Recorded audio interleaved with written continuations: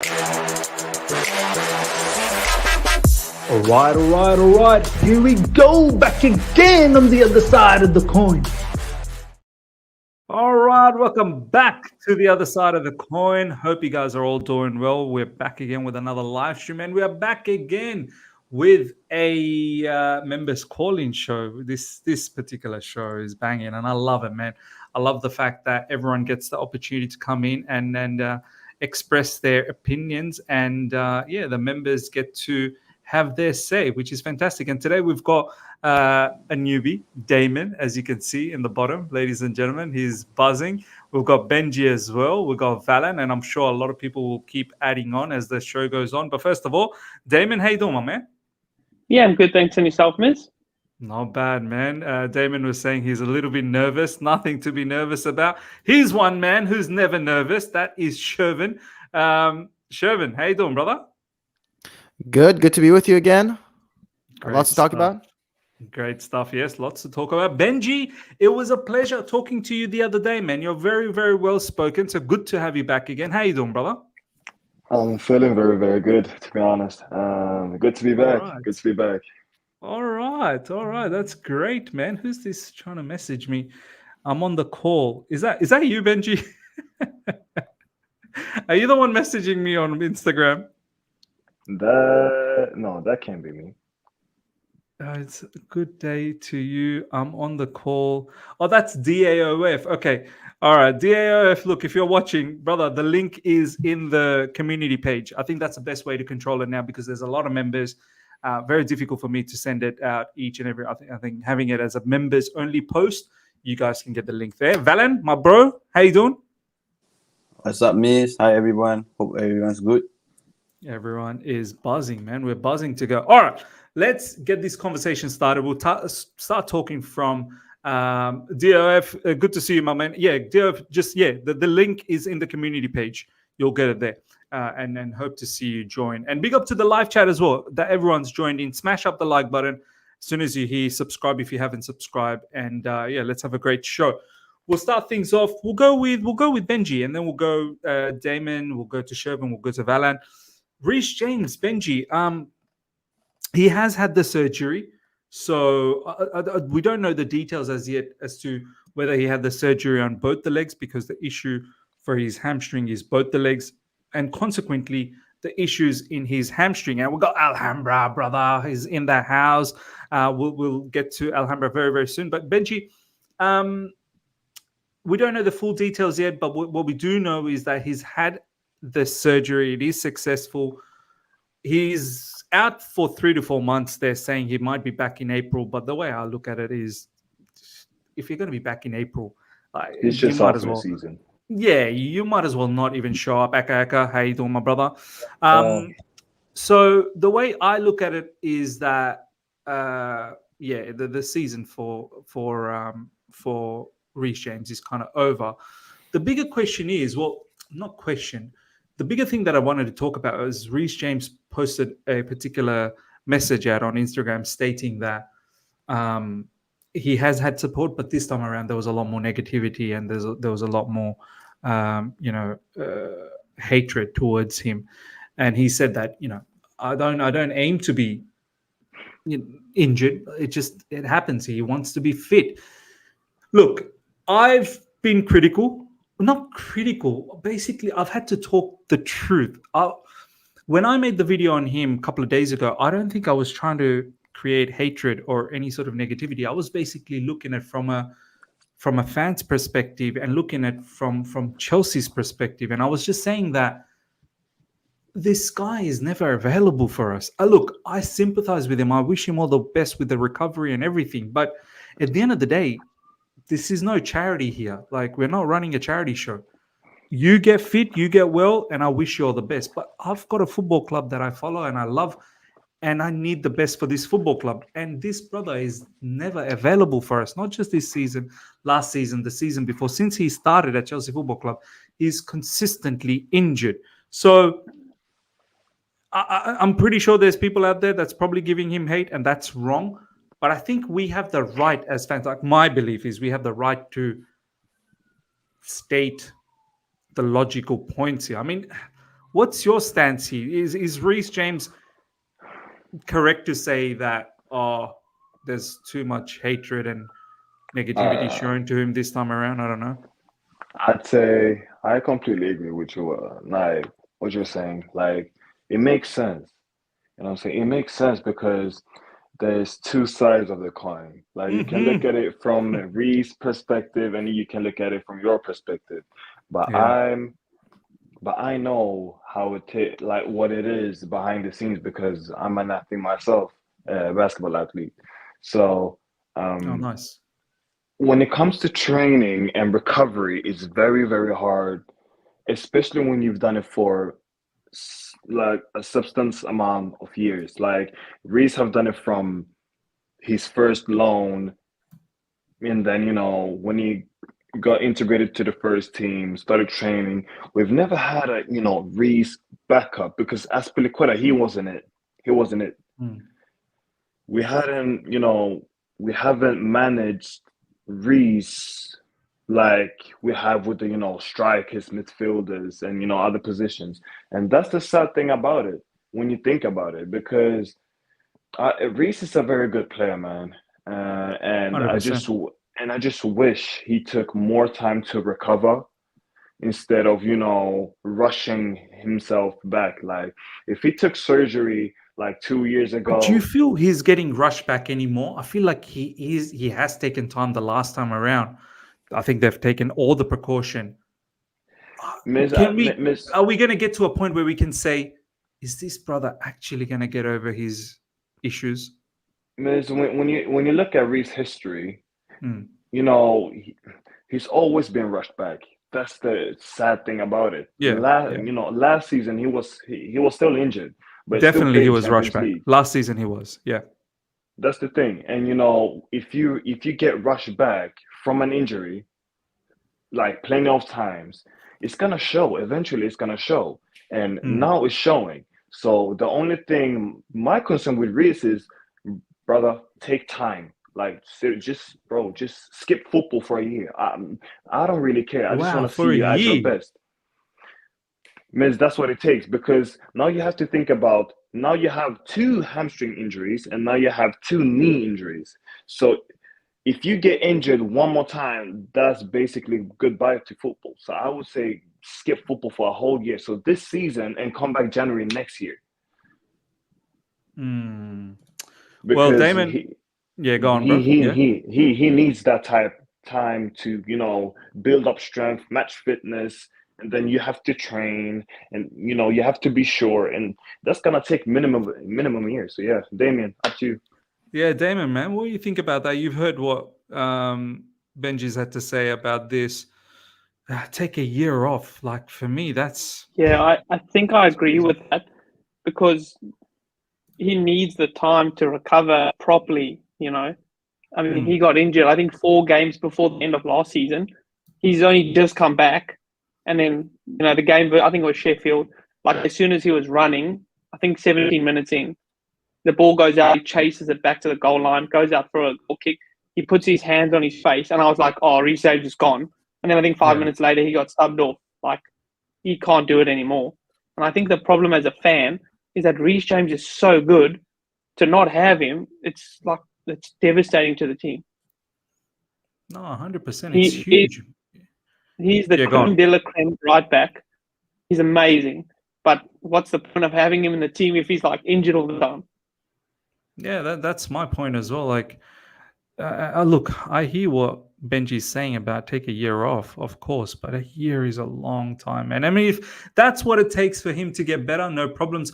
I'm at a point where I'm thinking, and I'll go to Valan on this one, and then we'll circle around with everyone here.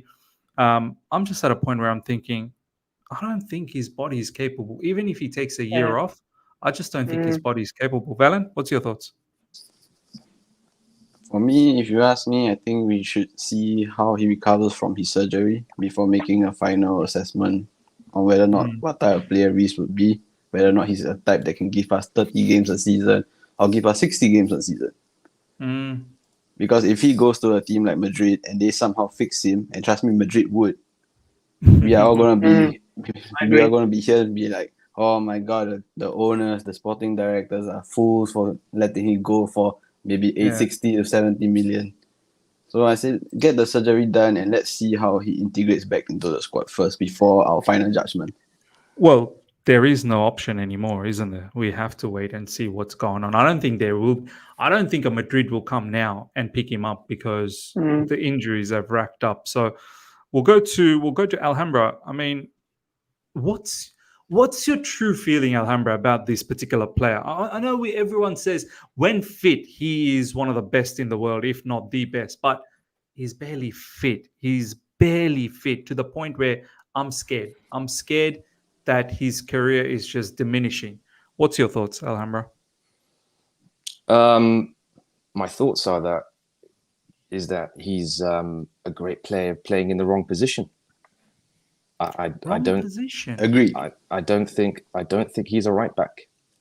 I think he's an explosive player, fantastic on the ball. To me, defensive midfielder. Absolutely. You know, I agree. And I think that when you think about that body type as well, he's made for that position, probably even better than Trent.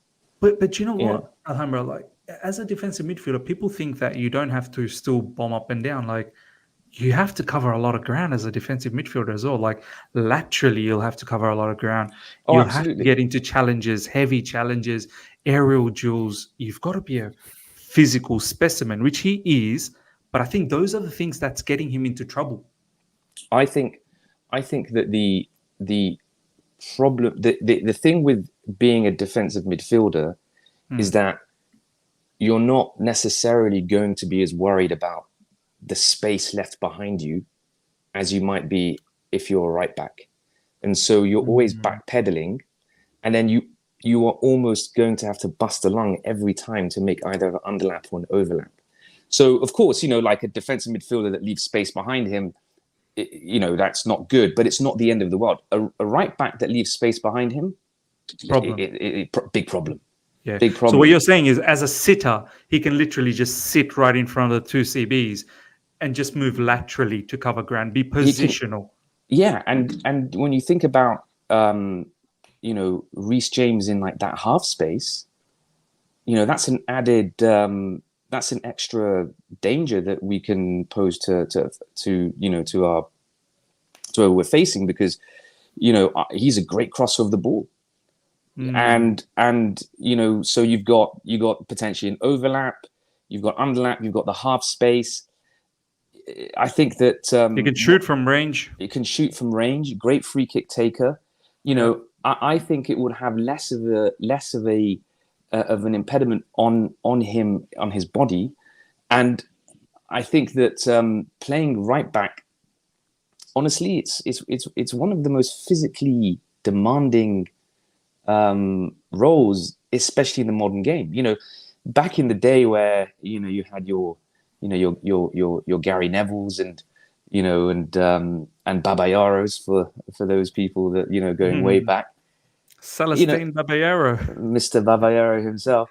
You're not the kind of old school fullbacks weren't as offensive, which is why like Roberto Carlos was like such a phenomenon.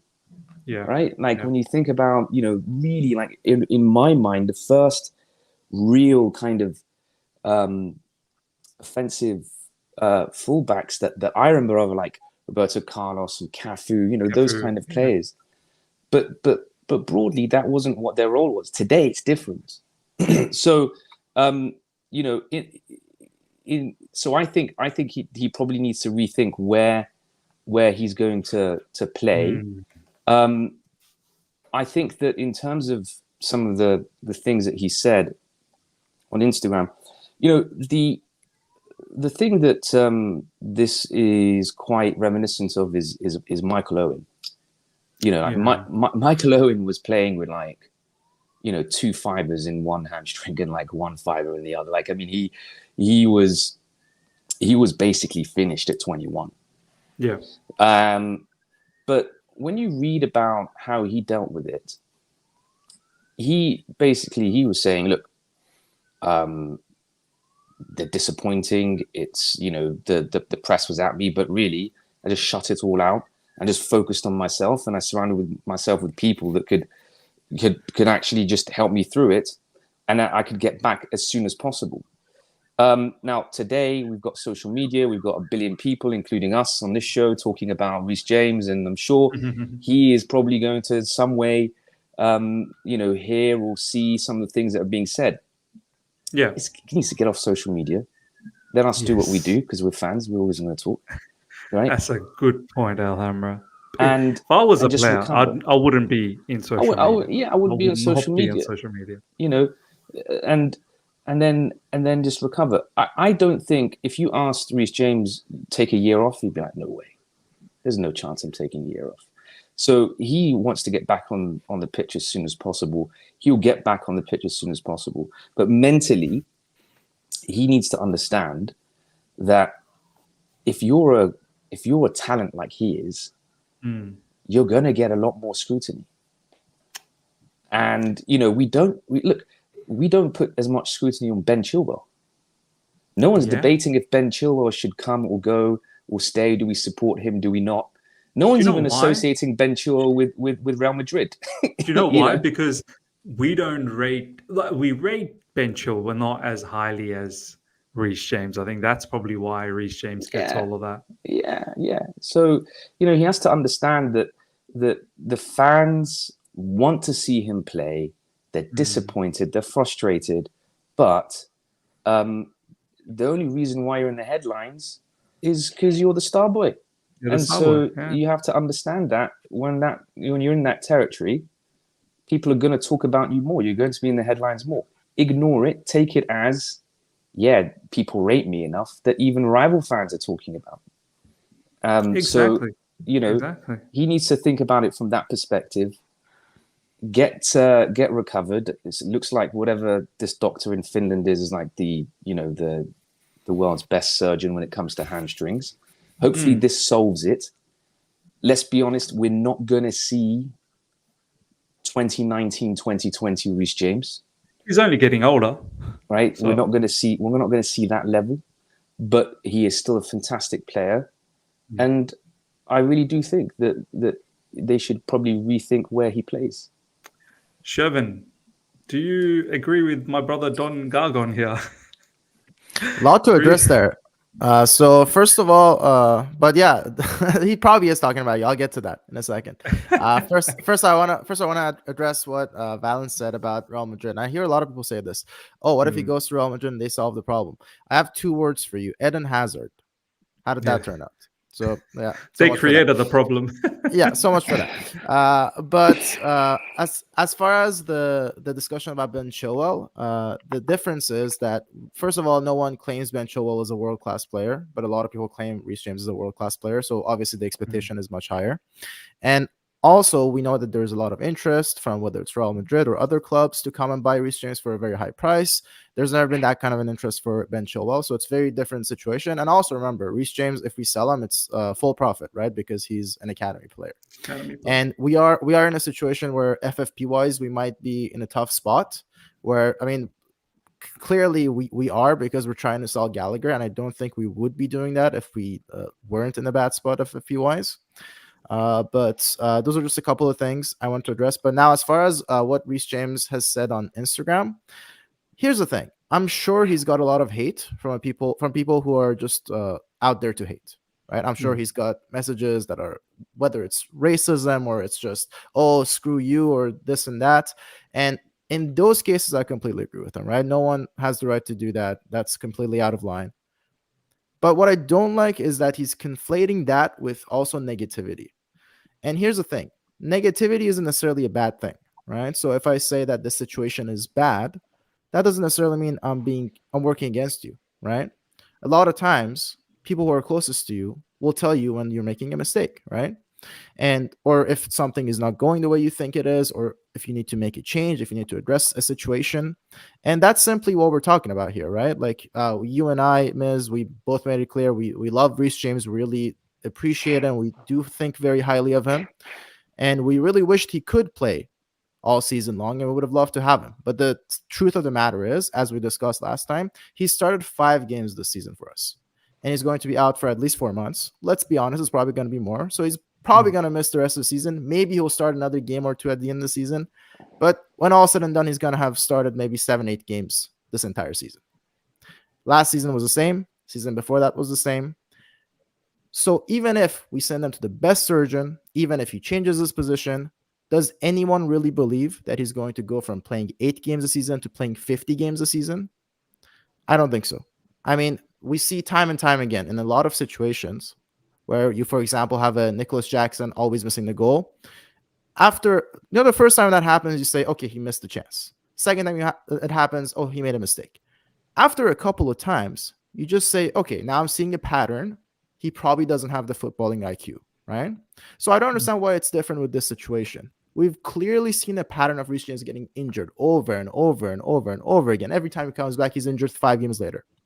So I don't understand why it's different, where we can't say that, oh, there is a pattern. Clearly, his body can't handle Premier League level action, even if he gets the best treatment. It's not going to make the difference from 8 games to 50 games. Maybe he'll play 20 games a season. Maybe he'll play 25, but it's never going to be 50 games a season.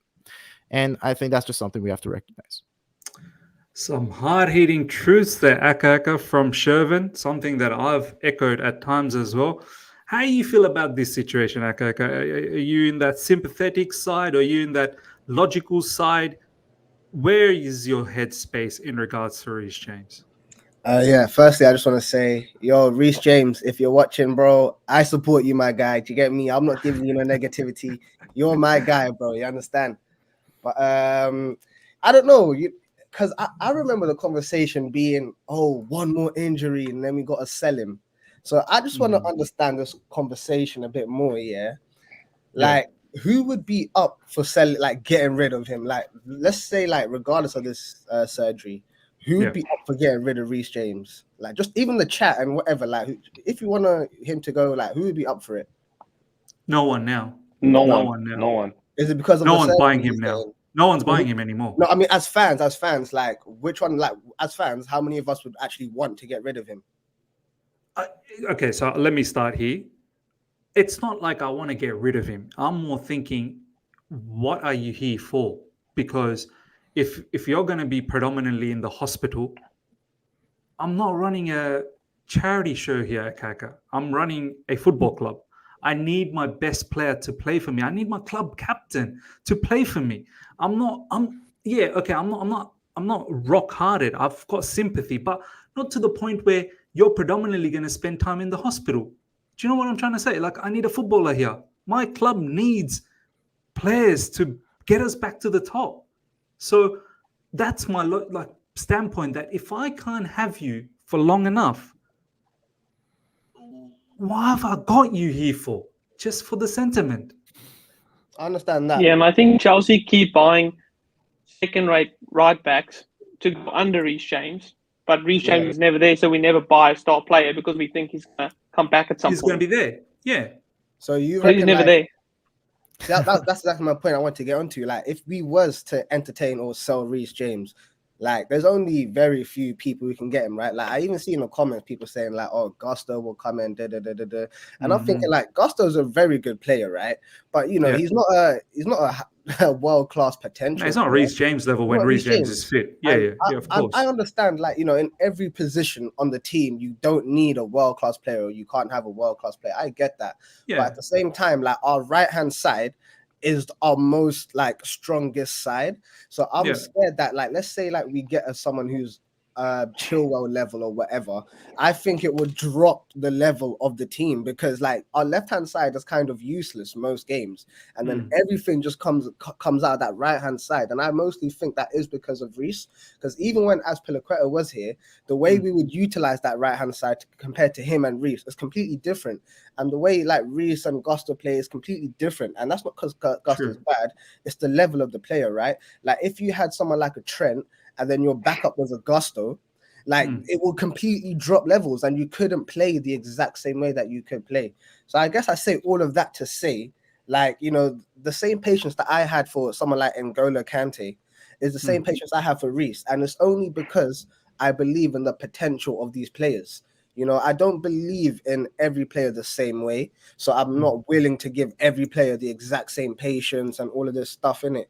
But I think someone said that Reece, take a year out, whatever. I'm on the same page, man. Take however long you need to take, because But see, that's crazy for me, Aka. Like the thought of take however long you need to take. Like, do you hear? Are you hearing what you're saying, Aka? Like, why is that? Why is that crazy? Yeah, why is that crazy? Can I ask a question? Can I ask a question here? Yeah. Would you, if Nicholas Jackson came and said, you know what, I want to work on being a better striker, let me take a year off, just work on my technique.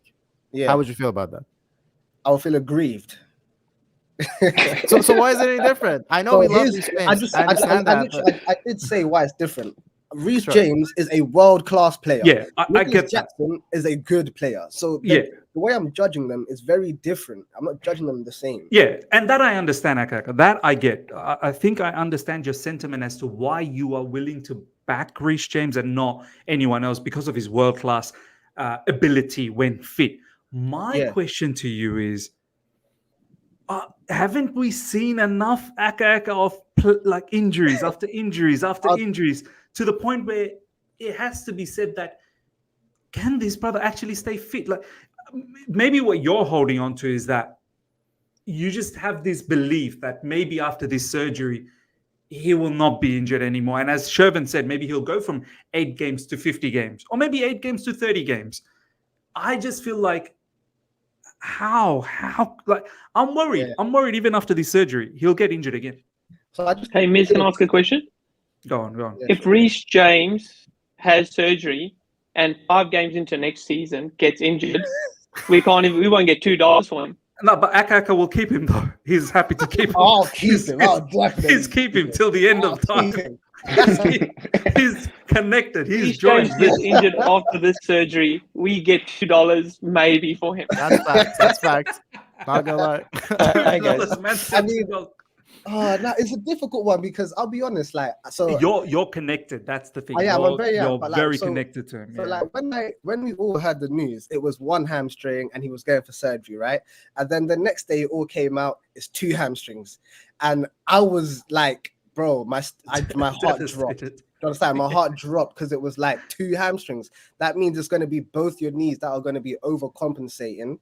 So you're going to affect. Do you understand? Both hamstrings. The brother needs 2 legs to run.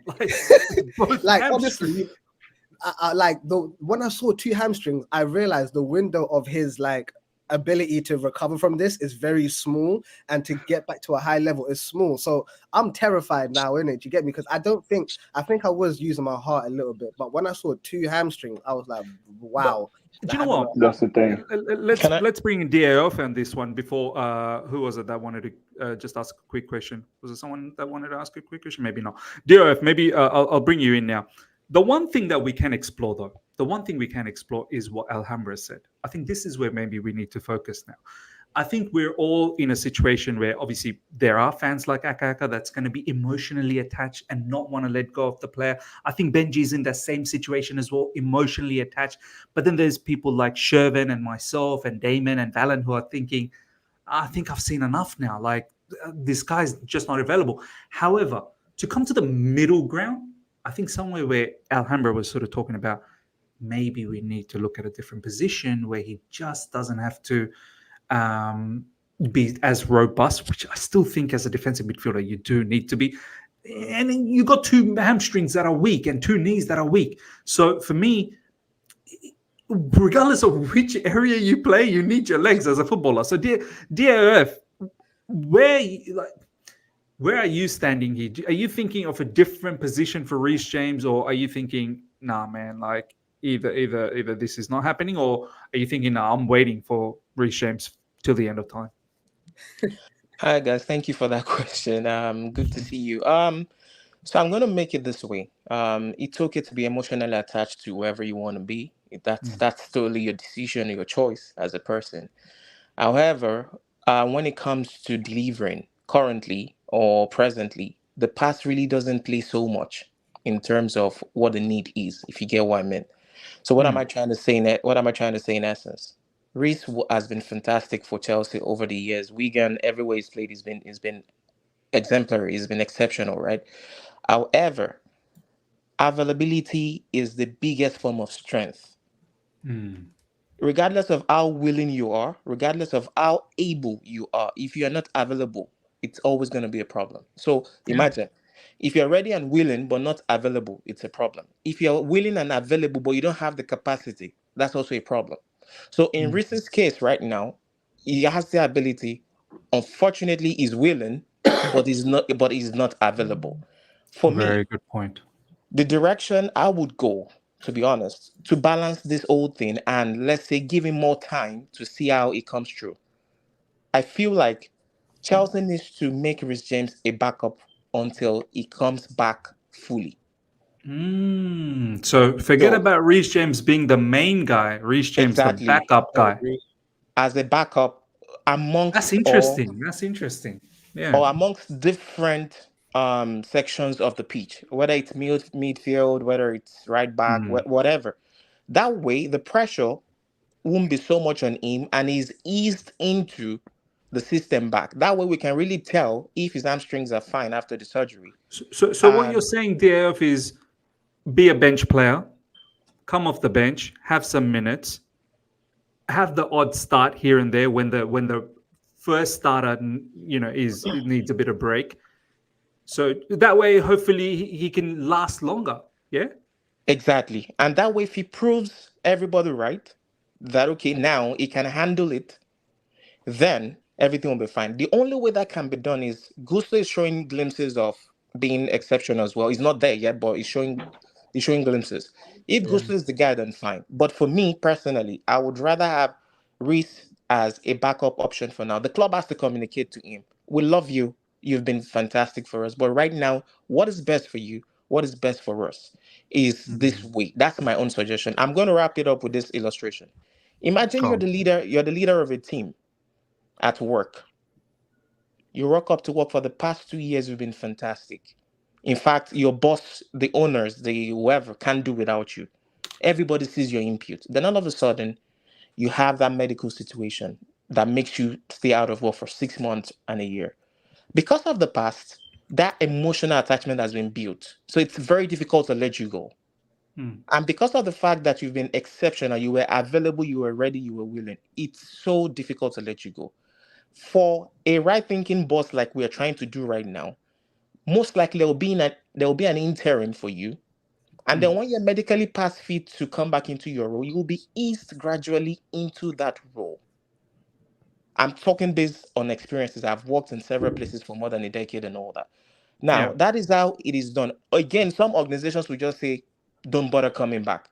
Just stay at home and all of that until you're certified okay to come back. So what I'm trying to do is balance emotions and balance reality. For me, I would say conclusively, Reece James can stay part of it as long because he wants to play football. It's so sad. He wants to play. But the truth is his body's not allowing him. So how do we balance things out? If Gusto is going to be the guy, then of course let him continue. But if he's not, Reece James should accept that for now, for a couple of months or even up to a year when he comes back, he's going to be satisfied with just being a squad player amongst different positions, after which he can be eased back into the pressure, the schedule of what it is. Once again, it is okay to have the capacity, it is okay to be ready, but if you're not available, it's as good as useless. That is probably the best, talk that I've heard in regards to Reece James. To be honest, I've not even contemplated about him being a backup. But I think it makes sense. I think all of us probably were thinking that he's such a superstar, he's such a star boy, he's the club captain. Backup? What? I think that probably is the most sensible way to look at it. Like, no pressure. You're the backup. Take your time. Get fit. I think this way, Benji gets his call, in regards to take your time. You know what I mean? Aka, he gets his full sympathy and his emotional connection. He gets to keep the guy. Alhambra probably gets his part as well, where he's not utilized week in, week out. And us who are thinking that, potentially he's done, we get an opportunity to see whether he's truly done or not. So I think his backup is probably right. And maybe that's the conversation, as the DAOF said, that Pochettino probably needs to have with Reece James and say, oh man, when you come back this time around, I'm not rushing you back into start straight away. I think you're going to come off the bench Here's and the issue you're with going to be that, a though. bench player. Yeah, go on. What happens if Gusto gets injured? Oh, which he has been. Which he has been. And then again, That's he's the going to bad be thing starting about every game, everything. and then we're in the same. But like, thing we as well. can't keep living like this, though, you know, because Caicedo can play right back. Like, players are going to get injured, isn't it? I understand that some players are going to get injured more or injured longer, but it's a part of football, man. Like, we can't be like, oh my god, I'm scared for this guy to get injured. Like, we can't play him. Like, no. Well, it's not about being scared. It's about looking at patterns and trying to make the best decision going forward. Yeah. Right? So if there's a player who's getting injured all the time, maybe you just gotta accept that he's going to be getting injured all the time. Yeah. If is there a call to perhaps, is there a need to get another fullback?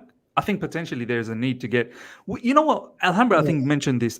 No one really talks about Ben Chilwell. I think we equally have an issue on that side as well. Oh yeah, we don't have a left back. Do you know what I mean? We know, Benji, go on, bro. On that side. We know what's happening on that side. The left hand side is I don't know. I don't know if y'all gonna agree, but it's time for new left backs, and I really think Marc Cucurella deserves to stay. I hate to say it, but but let's be serious. Don't hate to say it, bro. I think he's a good player. Because the guy is really good. Like I've always said, if you don't have Chelsea standards, then get the fuck out of my club. Ben Chilwell ain't playing. Cucurella just got injured, but the history shows what's his name? Cucurella, he doesn't get injured. So my thing was, okay, play Martin, but Martin he ain't getting rated. So I was like, okay, that means we're 100% going for a left back. But then I was starting to look at Matisse, Eunice videos, and I was like, shit, yeah, we ain't gonna go for left back because Levi Cole is gonna play as a left back. Yeah. We're gonna form a back three, and then we're gonna push one fullback up. And I was like, why? Because we want to overload one side, then we want to switch it. We want to have 2 against 1, and I was like, my goodness. So I think it's time to get a fullback because I think Madsen deserves to stay. If he doesn't deserve, then let's sell him. He's gonna go. Benji, he's gonna go. He's gonna go. He's gonna go 100%. I think we should sell Ben Chilwell too. It's just the injuries. But Ben Chilwell, the good thing about Ben Chilwell is his runs. Him and a winger together is very good because a winger loves to play with a guy like Ben Chilwell. That's the only thing. And I think Poch sees that. And that was why he played. Poch has used him as a winger. Do you know what I mean? That's the thing. That's the thing. Because of these inside runs. But it's very hard. Do you know what? I can't even lie. Ben Chilwell gets himself into some tasty positions inside the box. We've seen it this season. He just can't finish it. He just can't finish it. But we need to understand why he can't finish. He's not a striker. Miss, can I say something? Sorry, let me jump on that. Talk to me, bro. Talk to me, dear. By the way, anyone who wants to jump in, just jump in, man. Just jump in. Whenever you got something to say. Yeah. And before I get into the Ben Chilwell talks and all that, I saw in the chat some people saying 250k on the backup. The truth is we can't eat our cake and have it. If you're gonna have to keep Reece, I'm going back to Reece. If you're gonna have to keep Reece, yes, if it's considerable and if it's considerate enough and reasonable to take a pay cut, then fine. But usually we're not keeping him on the bench forever. It's just for him to come back to gain momentum and prove that he can handle the pressure. If you get what I mean, because it's a lot of games, and that is where the manager also comes into play.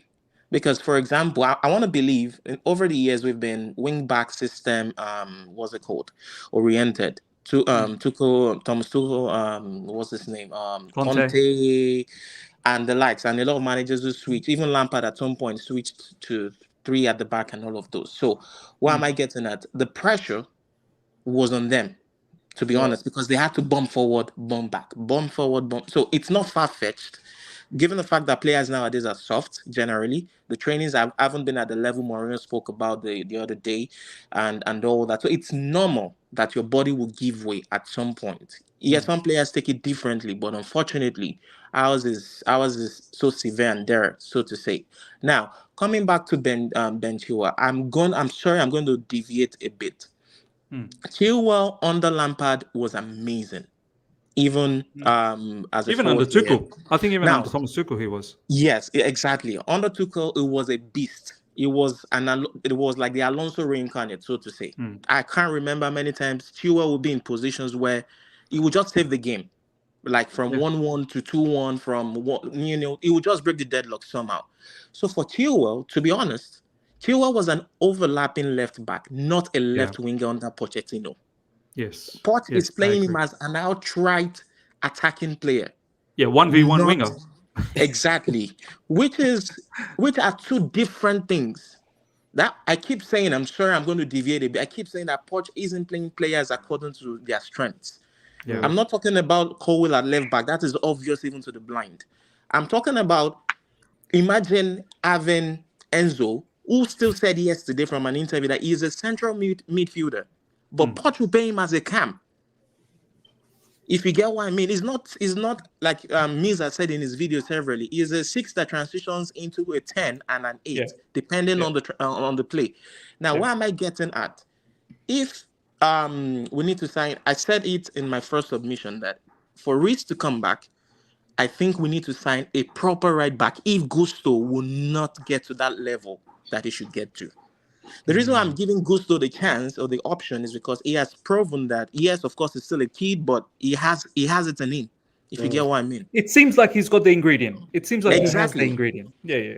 Exactly, he has the ingredient. So we don't want to trash that. We have players from the academy that can even deputize should Gusto be living up to expectations. That is, should he be available? Pure profit there. The academy is pure profit, man. They don't stay too long. That's the problem. Now, what message are we sending to the academy? I don't even want to get into that conversation. You will be sold, and we will be there. I don't even want to get into that conversation, to be honest. But just to balance things with Reece and Chilwell, it's so sad that Cucurella left to me. Cucurella would have been a baller under Tuchel. I'm so attached to Thomas Tuchel because I felt his time was just prematurely cut short and all that. However, now that we have it under Poch, it is now up to Poch. I am so sorry. Aside Gallagher, and I put it down to Gallagher being a personal motivator for himself, like he was self-motivated to just do better. Aside Gallagher, please tell me one player that has actually improved. Again, I'm not getting into Poch conversations right now, but what I'm saying is misprofiling is high with this team. So if Chilwell were to come back and then Cucurella, of course, maybe comes back in about 2-3 months and all of that. I feel like if they have a proper run and a proper coaching, not a proper style, I feel they will suit well. Both of them can rotate, such that the pressure is not just on one person. That's just what I feel. And then buying off players, left to me, Martin should stay, but certainly is on borrowed time from what I know. He's on borrowed time at the club. But those fullback positions, once again, just to conclude, Reece has to come back in a sort of a backup role, and then Gusto can be unleashed if he stays fit as well, and then we can somehow work it out with the academy. Or if Gusto is dropping thinkers as well, we certainly have to get a good right back to probably ease what's his name, Reece back into the situation. And for the left back, again, Martin looks like he's gone. Then, like Benji said, Cucurella has to get a shot as well, alongside Chilwell. Anyone else in the panel? Can I chime in on Cucurella? Right, Damien, you go, and then Alhambra next. We bought Cucurella for something close to 70 million, I think. How can we even think about selling this guy? We're going to lose so much money and put the club in such a bad position. Now we got to sell 2 or 3 of our next academy players to make up for Cucurella when he's playing well. What are we thinking? Agreed. The thing is, we won't make a loss because Cucurella has been in for 3 years. So this is his Chelsea second year. Chelsea will be very smart. They're going by book value. Yeah, but even if you calculate the book value here, I think Cucurella is on a 5-year contract. Let me just do the quick maths here. Give me 1 second. But what team is going to look at Cucurella saying, Chelsea bought you for 70 million. You can't make the cut. We're going to give you 30 million for this guy. They're getting 25 million for Cucurella because he's got no minutes. No, you're right. You're right, Damon. So 5-year contract, I think. 70 million, I think we paid. So that's 14 million. 14 million a season, right? 14 million. So he's played 2 seasons. That's 28. So take out 70 minus 28. We need 42 million to cut even, to break even. Yeah, we bought him for 56 million and 7 million add-ons. Okay, so let's say 60 million, yeah? 60 million divided by 5. So 24 is gone. So 60 minus 24, 36. We needed minimum 36 to break even on this guy. We could potentially get 36. You can get 30 and then sell Ian Matson. My thing with Cucurella is... Here's the thing, though, if I can just chime in on that. Yeah. That means that if we break even, that means we haven't achieved anything. Because nothing. Because we paid wages. We paid exactly. wages. Exactly. Because if you want to gain on the FFP, you have to have a profit, right? Yeah. Whereas if you sell an academy player, the entire thing is pure profit. Yeah, it's pure profit. Yeah. Alhambra, you wanted to say something, man. Yeah, just to bring this back to Reece James. You know, I'm not a slave to stats, but I like my data, right? And so if you go back to Reece James, between 2016-2017 season, all the way up to 21-22. I think after 21-22 season, that's when things, in the words of Kanye West, you know, all falls down. Yeah. So it's very interesting that the games that he's played, if we split them in half, right? So we got 2016, 2017, 2017, 2018, 2018, 2019. Those are kind of like his development seasons. And then all the way up until the 21-22 season, that's when he's made his way into the Chelsea first team. Very even split of games he's played. 113 games in development, 113 games as a professional in those 3 seasons. So now the question is, what percentage of games in his development did he play as a right back or right wing back? 58%. Most of the games that he played was either centre back, defensive midfielder. Games afterwards, 113. 90% of games he played as a right back, right wing back. The case study that I take is in his 2018-2019 season with Wigan. Very interesting. He started pretty much the first 32 games as a right back. And I think that he started to have a few niggles. And he finished off in the last 13 to 14 games as a DM. And he finished off his last game for Wigan was captain as a DM in the Championship. So then you talk about, you know, going from that to back to 2019-2020, where he's just thrown straight into right back in the Premier League at high intensity. You know, you're building up problems essentially from there on in. You're high intensity. You haven't really had as many games in development as a right back. People are still debating, is he a DM? Is he a centre back? Is he a right back?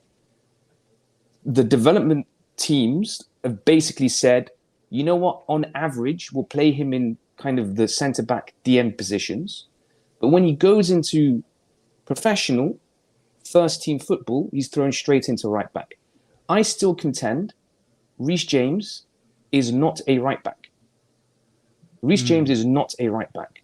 Reece James is a defensive midfielder. And I don't know if I can find any quotes of what he says his favorite position is, but I firmly believe if you put Reece James as a defensive midfielder, a lot of these problems will probably go away. They won't necessarily, we won't necessarily see an injury-free Reece James, but I believe that you will probably see a Reece James that can play. I think if Reece James plays 35 games in a season, that's a fantastic season. I think that's a success. For sure. I think that's a great season. The issue with that as well, Alhambra, is that we've got a plethora of midfielders now. So let's just say he does come back early next year. You see the number of, like, we're at a point where they're thinking about selling Gallagher. Like, do you know what I mean? Yeah. There's just so many Also, midfielders. I just disagree with this pattern of thinking because, first of all, remember, correlation doesn't mean causation, right? So it doesn't necessarily mean that playing that position doesn't get him injured. It could easily be that during those years, he wasn't picking up the injuries, but then as soon as he picked up one major injury, that was the catalyst that caused all the other ones, right? So that doesn't necessarily mean that if we play him in a different position, he's not going to get injured anymore. Also, as you mentioned yourself, he was playing in other places. He wasn't playing in the Premier League where the intensity is much higher, right? So it doesn't necessarily mean that it's a position that's causing that. There could be a lot of other factors. Yeah, granted that correlation isn't causation, but I think that when you look at the development teams, they weren't exactly in accordance with exactly what his position was. And so they've made more use of him as a centre-back and a DM. And even the guys at Wigan basically concluded that more or less towards the back half of the season. So it's, he had one injury, I think, around about that time, which was an ankle injury. And that's when they put him in that DM position at Wigan. I remember he was actually not that bad. In fact, I remember watching a couple of games when he was at Wigan and playing as a defensive midfielder. He got into really tasty positions in the central of the park where he unleashed some absolute rockets from long range, and I think that is something which is going to be a bit of an artillery for us if we do go down that route. But let's see. I just wanted to address this before we go into the next topic. Our brother Haj has said that Chilwell was holding with under Tuchel in a 3-5-2, which was similar in possession shape. Poch was also using earlier in the season. Position is the same as under Tuchel. We've seen it before. I disagree with that, and I'll tell you why I disagree with that. So I've created a bit of a scenario here. This was under Thomas Tuchel. All right, 3-4-3. As you can see, Chilwell and Reece James holding with. The big difference here, in my opinion, Haj, and I'm more than happy for you to disagree or come up with a rebuttal or whatever, is Thomas Tuchel was playing with inside forwards. One of the biggest reasons why Hakim Ziyech didn't succeed at Chelsea is because Hakim Ziyech is not an inside forward. So under Thomas Tuchel, the inside forwards were the playmakers. So even though Chilwell held with, he wasn't the guy that was called upon to take a player on, when the defender's on him, turn them and burst through. His job was to create that overlap. I think one of the panelists over here said his main attribute was to overlap. I think it might have been DAOF.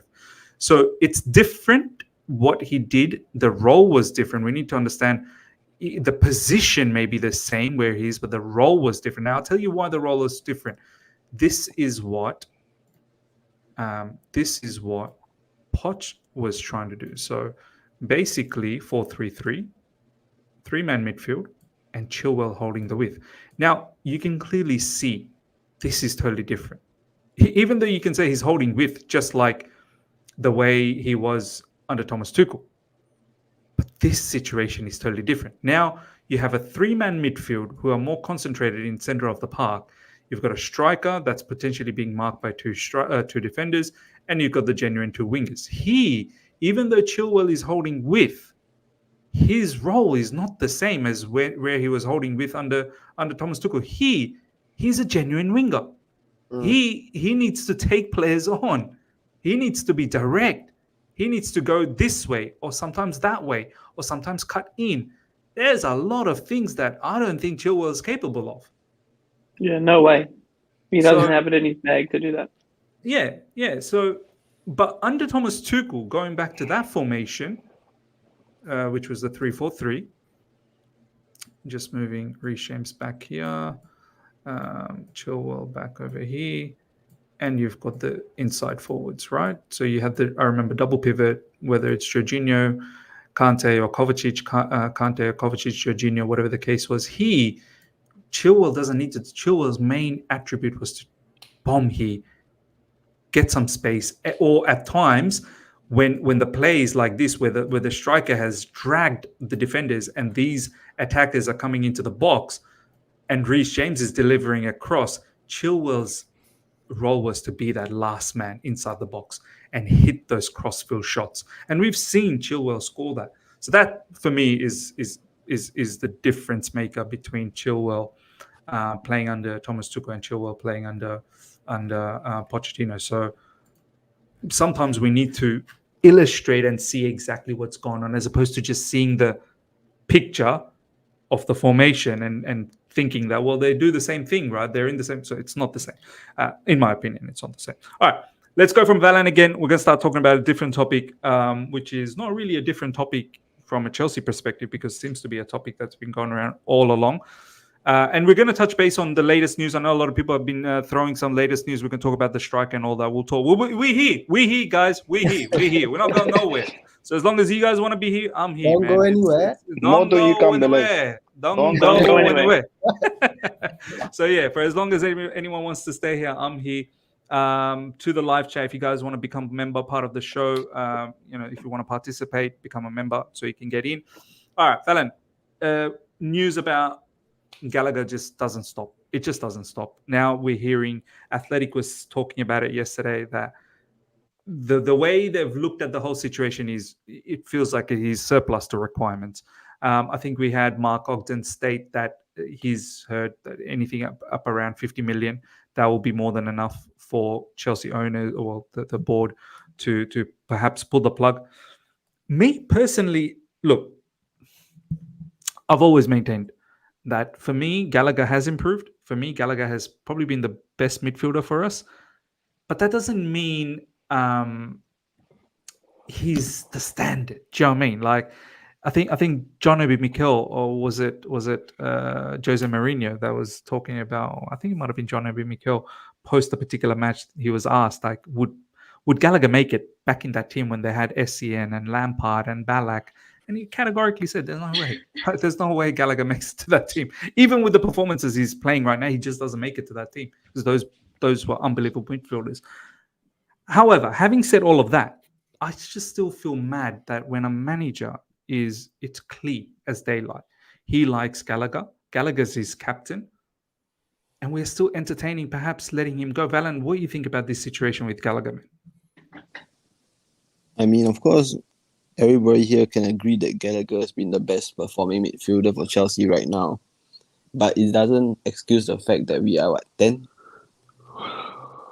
We are still in 10th place. And I mean, look, I have a sneaky suspicion that they won't sell Gallagher in January, but come end of the season, especially if, let's say, Pochettino doesn't achieve a European spot for us or even win a cup, I can see him and Gallagher both being ousted from the club. Yeah. Lads, anyone want to chime in on that one?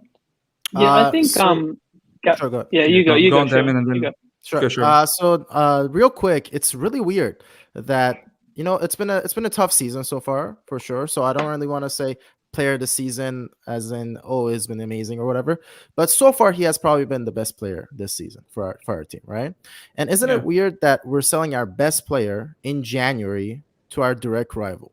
I mean, who does that? Even Dortmund doesn't do that. They say, okay, come back at the end of the season, right?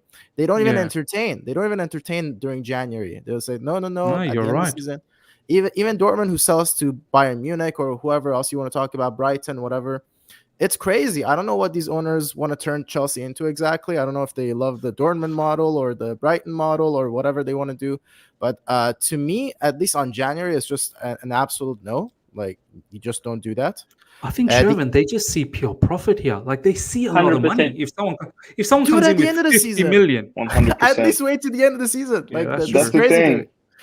And also, if you want to sell him, maybe look elsewhere, not Spurs, like literally any other team. The only way I can see them trying to argue the reason of selling Gallagher in January is getting a big name striker in January itself. Yeah. Okay, so what you're saying is compensate. Yeah, that's the only reason I can see. Make up some money for a striker. I don't know about that. We shouldn't do that. I don't know about But that then because we- they're not cash poor, right? I understand that FFP wise, we want to get a handle on that situation, but we can do that if we sell him at the end of the season too, right?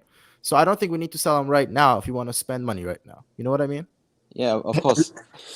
But I That feel to that the me- club is trying to rush to get Osimhen and beat other clubs from getting him.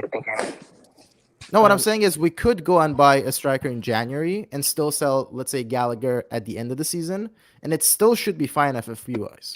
I don't think they just go like, "Oh, you bought him today? Okay, today we're gonna hit you with this," right? I don't think that's how it works. I think the recent news was that if they were to entertain Osimhen, I think they will entertain it in the sense that Osimhen stays with Napoli, but joins us next season. But the deal gets done now. So I don't know how that all is actually going to work because I don't think you can do that with Osimhen. Sam is in Kunku. Damn Kunku. We did that with Nkunku. But was Nkunku Pulisic coming too. to the near of his contract? Nah. No, he wasn't. I think he had 3 years, two We got years 2-3 years left, yeah. I think he renewed, didn't he? He renewed with a release clause or something. So how did we No. do that? How do we actually do that transaction? How can we say to the club that we're buying him now? So did we loan him back or what was, No, was it all under hush hush? There's a pre-contract, I think. There was a pre-agreement. Yeah, that's the thing. You just have a pre-agreement. You just What, like under the table pre-agreement sort of thing? No. That even Leipzig didn't. No. It was very easy. Very easy. No, a pre-agreement is something that is not necessarily actionable if you don't execute the other terms that makes it an agreement. So the pre-agreement is to have an understanding that this is going to happen, but it's just going to come into effect on XYZ date, right? Yeah. So that So what way you're saying is that it's a pre-agreement with Leipzig yeah, sure. And the player. And the player. and the player. It was more like a contract signed after the transfer window. Like on paper, it was signed after the transfer window, so After you the cannot transfer, actually exactly. you cannot actually trade in a do that more person. often? What on clubs do that If more you guys often? remember, Because the clubs don't agree. when we bought Higuain, that wasn't announced because that was Roman did that under the table. Mm-hmm. If y'all remember, when we bought Higuain, Yeah. Higuain just came out of the blue because I remember seeing on Twitter, "Oh, here we go, Higuain to Chelsea." I was like, "What? What I miss? What did I miss?" But that was under the table How because much? there was a pre-agreement. How much did Nkunku cost us? Like 50 something. 56 million or something. now, Miz and all the panel members. First of all, big up Chad, big up panel member, big up Miz. Big up to you, Tiger, bro. Just put Nkunku in a window, like in a summer window, or just when transfer window. Nkunku won't be selling for 50 million. Absolutely. 70 million. What? Easy. He'd be going for a That's lot also more. big. He'll be going for a Lot lot more. More. He Absolutely. was the Golden Boot winner of the Bundesliga, I guess, whatever they call that. Yes. Yeah. Well, just to talk here, because Shervin raised an important point, right? Which is that we are not cash poor, but we need to fall within certain accounting 100%. legislations, right? So These owners have a lot of money. They have a lot of money. So it's not that today we could probably spend another billion, right? Because they've got a debt facility here that can be up to 2 billion, and it's at very low cost. So they could definitely do that. The issue is with Gallagher is you got to think about it from the perspective of when does the accounting period end? The accounting period ends in June, 30th of June. Yeah. Yep. And that is essentially your deadline to get all of your FFP ducks in a row. This is why we had all of that sales before 30th. This is why we had all remember? the sales beforehand. So, when you're thinking about Gallagher, and again, there are two parts. There's two sides of the coin, as you say. Come right? on, so subscribe. So there are lots of things going on here. But from just a purely financial perspective, if you're going to wait until the summer, first of all, it's not going to happen in the first month. I think it's highly unlikely that by June 30th you're going to have a Gallagher transfer wrapped up. The bulk of signings usually occur, in July, August, or even deadline day. In which case, you're already into the next year, and now you're potentially in a bit of FFP problems. So from their perspective, they're trying to play these games. And that's also the case with the Nkunku pre-agreement. They did not want to strike that contract until the next financial year, so that it didn't count within the transactions before the financial year ended. So what you're saying is pre-contract done, but not on the books. Not on the books. This is what they're trying to play. They're trying to play a situation where another loophole. Yes. So this is the loophole. This is the next loophole they'll play. And but that was under Roman. Roman did this quite a bit as well. But Roman did this with a few, wink, wink, nod, nod. Here you go, agents. Here's some money, right? But they did it with, they did it with Pulisic, they did it with Higuain, they did it with a few others. Yeah. But the way that they're trying to do it here is to make sure, how do you split this across? Look, the FFP thing is a bit BS because essentially it's accounting profit and not cash profit, right? And there's a big difference between the two. And so they're just playing the accounting profit game as opposed to the cash profit. Yeah. So what we're probably going to end up seeing here, unfortunately, is that there's going to be a lot of pressure for Gallagher to leave in January. There's going to be a lot of pressure for Maatsen to leave in January. Because there's some significant like headroom here for them to get this FFP ducks in a row, and then what they probably will do is sign a pre-agreement, hopefully with an Osimhen. I'm seeing Victor Gyökeres stuff here, but I'm trying not to believe it. So trying not to so that's the one part. Now, in terms of what does this mean in terms of, the footballing integrity of the club, right? So there's this other part to this, which is Poch likes Gallagher. He likes, obviously the energy that he brings. He has made him captain in a few games, and it's very clear that he likes him in midfield. That's his main man in midfield. And I think that he is probably powerless to stop this. Because as far as the club's concerned, getting into, all of their FFP ducks in a row takes precedence over anything else. Yeah. And as you said, getting these ducks on the row so that we can make that pre-agreement and have someone lined up for next season, which will eventually fall under the next financial books. Right. Yes. Yeah. So July, anything happens. It's a numbers game. It's a numbers game. It's a numbers game. July 1st, the clock restarts. Yeah. And if Osimhen comes in, hopefully on July 1st, then they can do it again. And lots of people are going to be tearing their hair out, and there's like, how are Chelsea doing this? FFP, I'm going to watch, the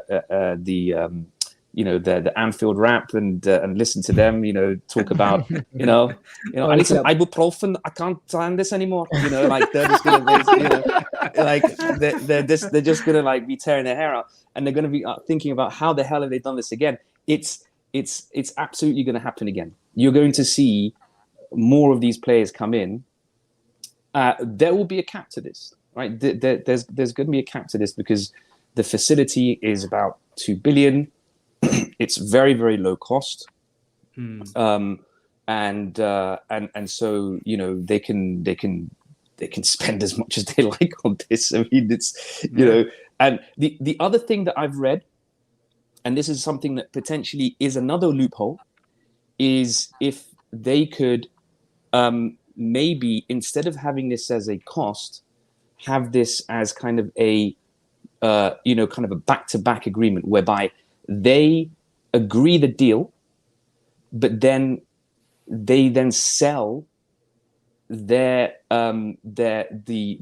rights to the money to a financing entity. So whereby they have to pay a little bit of cost, like 2%, 3%. They tried doing that in Enzo deal, no?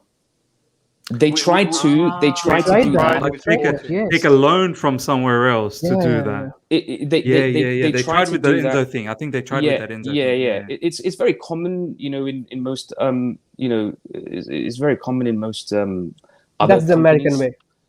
Well, it's the just American way. It's the American way, but it's just finance in general. Like when you when you have like your accounts receivable, you can just basically just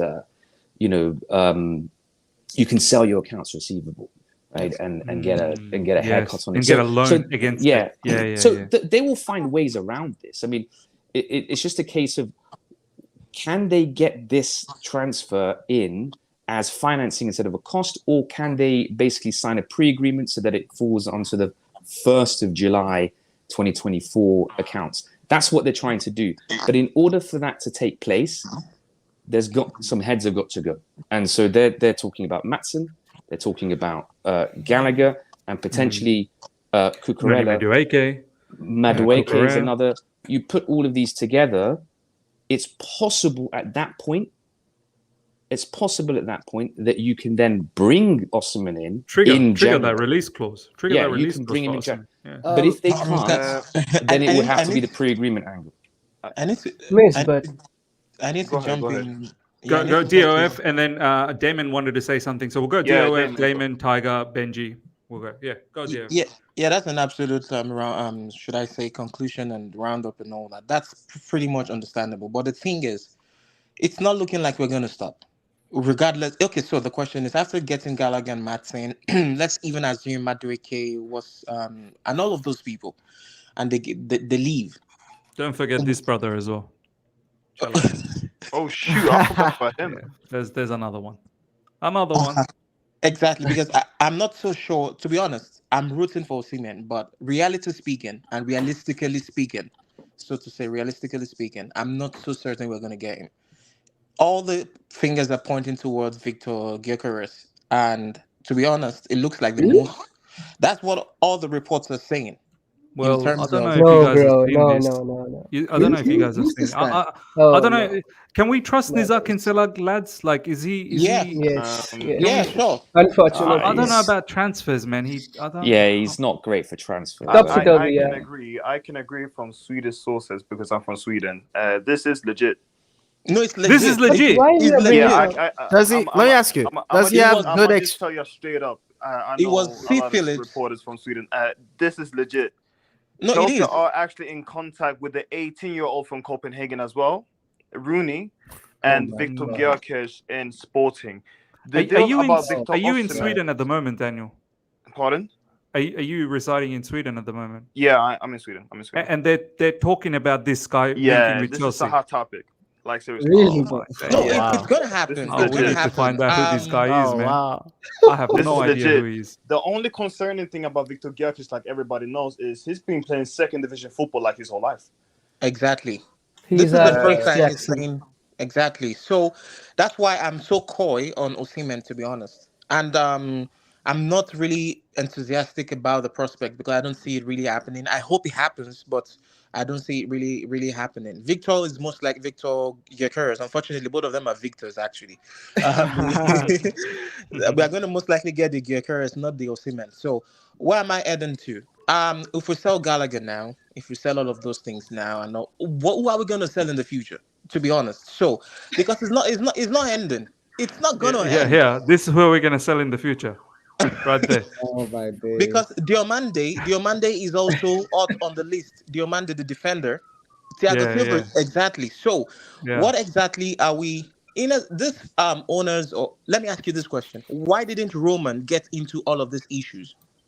Because he prioritized what needed to be prioritized, and just went all straight in for that. Here we're getting in 17-year-olds, 16-year-olds, like Mineral said the other day, or Eunice. Eunice was like, very soon start testing spams and all that to know who's the next star and all that. So where am I headed? Where I'm headed is Gallagher. Yes, unfortunately, there's this saying that a one-eyed man in the village of blind men is the king. Now, bro, you are something special there. You come out with some bangers today, bro. Now, in this situation, is it Takahata speaking? Sorry? The Jackson stand. Yeah. We are so poor. We are so poor that Gallagher is now setting the standards. This is no shade to Gallagher. He's been absolutely immense. This is no shade to him. However, Gallagher shouldn't be our standard. For me, in fact, on my Twitter page, I wrote, Gallagher shouldn't be sold. I said it since January there, but he shouldn't be sold. Not because he should be a starter, but because he's going to be a very good squad player. He lost the team, or the club, sorry to say. He lost the club. But as a squad player, we can keep him, if you get what I mean. So with regards to Gallagher, Matt, it's just so unfortunate that the owners are going a different direction. But the truth is, sooner rather than later, these two will be sold. January, July next year, June next year, whatever, they will be sold. That's just I would say, and this is just me speculating here. Someone's got a playback. Okay. So I would say that from me speculating is, at some point with all of these briefings, the fans are probably going to be made to understand that we're going to have to make a choice.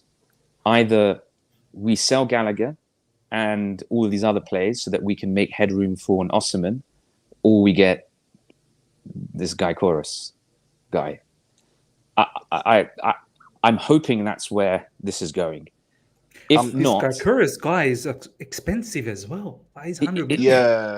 I mean, he is very expensive, and I wouldn't be surprised if we got both Gyökeres, like you say in Swedish, and Osimhen. I wouldn't be surprised. That means Jackson stays, but Broja out the door, pure profit. Broja bye-bye. Matson bye-bye. Chalobah bye-bye. Gallagher bye-bye. Noni Madueke, if we sell him, we literally made a profit, so bye-bye. So I wouldn't be surprised, like seriously, if Gyökeres comes in January and we have pre-agreement deal for Osimhen in the summer. So basically 1st of July, bam, Victor Osimhen in the building. I would not be surprised. I will not be surprised. Yeah, how much is the surprised as well? How much is the fake Victor? How much does he cost? 85 million. 85. 85. Yeah, 85. Apparently has a release cost of 100 million. Oh, yeah, that's euros. 100 million euros. what? So Swedish euros. Yeah, Swedish kroner. But is that worth a lot, Benji? Swedish kroners? No. In Swedish crowns, that's like 1 billion. Yeah. So you basically have to times that by 10. Yeah. So yeah. So John Damon. Yeah. I just think there's a bit of a problem in football at the moment. You have one good season, 100 million. Worries. You don't even need one good season. You need 5 good games. Caicedo, I think, cost £4 million. Caicedo, I think it was about £4 million. One good season, £100 million. Yeah. And I think that's why we are buying so many young kids, right? Because that's what they're hoping to achieve. Also, when is a striker from the Portuguese league ever slapped? I mean, can somebody come up with some name? Every single one that's come over from Portugal, like that. Do you mean Portugal straight to the Prem? Yeah, or Portuguese striker straight to anywhere else. Yeah, or Portuguese Nunez has not done well. Darwin Nunez hasn't really done well. I'll go back to like Helder Postiga. I can give a name. He plays for Portugal, but even Nuno Gomes wasn't, Falcao. They weren't good. No. He was all right. Oh, Falcao from Porto, yes. Falcao. Depends which Falcao. Not. Falcao. Does João Felix count? Falcao up until. João Felix is a striker, bro. Who said that? No, not really. Massive accounts. Yeah. That man misses more goals like from Jackson. I mean, when I think of the Portuguese league, it's like Di Maria. All right, Di Maria. Pedro Neto is a good shout. If he is Portuguese, I don't know. I don't think he's a striker. Yeah, I mean, I think midfielders, defenders, goalkeepers, strikers, they've never slapped. Yeah, midfielders, you're right. There's a lot of good midfielders. I mean, Alhambra and the panel. Even if Victor Gyökeres is a good striker, is a potential superstar, do we need another Jackson? No. True. we already have projects running. We have Kenry Pays upcoming as the next big thing. We have Datro Fofana maybe failing on loan. He just scored, so maybe he's also again back on the trot. We have Jackson who is unproven. We have Broya who is unproven. Do we need to win something, or we will just do projects and projects and projects? Are we a club now who makes superstars? Well, I don't know, man. who have we made so far? I want to ask Benji. Benji, since you're living there, what is like? Are the Swedish people mad about this Gyökeres kid? Let me just say this. Sweden is a very complicated country because I've always said this. Gyökeres, he haven't smashed it in the national team, and that's a big concern for me. You know, as a Chelsea fan, I'm looking at Alexander Isak. He's not playing good in the national teams. I'm watching Dejan Kulusevski from Spurs. He's not playing good in the national team. So everybody is trashing the national team, but everybody's playing good for their clubs. And I'm just looking at, okay, why is that? But he's scoring goals. Don't get me wrong, but I'm like, I've seen this pattern before. People can score goals outside of Chelsea, but as soon as you get your shoes, you get sink into this rubbish club, stinks. You just can't score. For some reason, you just can't. You just can't score. I'm just so scared. We spent 85 million on this Swedish guy, and he comes into our club and just stink up the place. That's what I'm most afraid of. With Osimhen, I know that won't happen because he won't allow it to himself. He won't allow it to himself. I know it because we've seen Osimhen for a while now. We've seen him from Lille. Yeah. We've seen him in obviously Napoli. Was he another club before Lille? No, it was Lille, the Napoli. So we've now seen Osimhen for a little while, and we can all comfortably say he's a bona fide striker. Now, whether he does well at Chelsea, that's a different story. But at least we can say he's a bona fide striker. Like he's an absolutely gunman. With this Gyökeres guy, man, I've not even heard of him, to be honest. I don't follow his. Can I actually ask you, since you've seen him play, what do you think is his best attribute? Like, do you think his pace is good, or is he good with headers? He is. I've even played against him when I was young. He is. Oh, no way! Wow! Yeah, there you go. Wow! He is very pacey. He's strong. Link up play, decent. The thing about him is that he can head the ball, but it's not Osimhen head the ball, but he can head the ball. So he's better than Jackson at least. Oh my days! Please don't compare Jackson with Osimhen. Come on, for God's sake. But if we're gonna get a strike, at least he gotta be better than Jackson. Yeah. That's we gotta make that clear.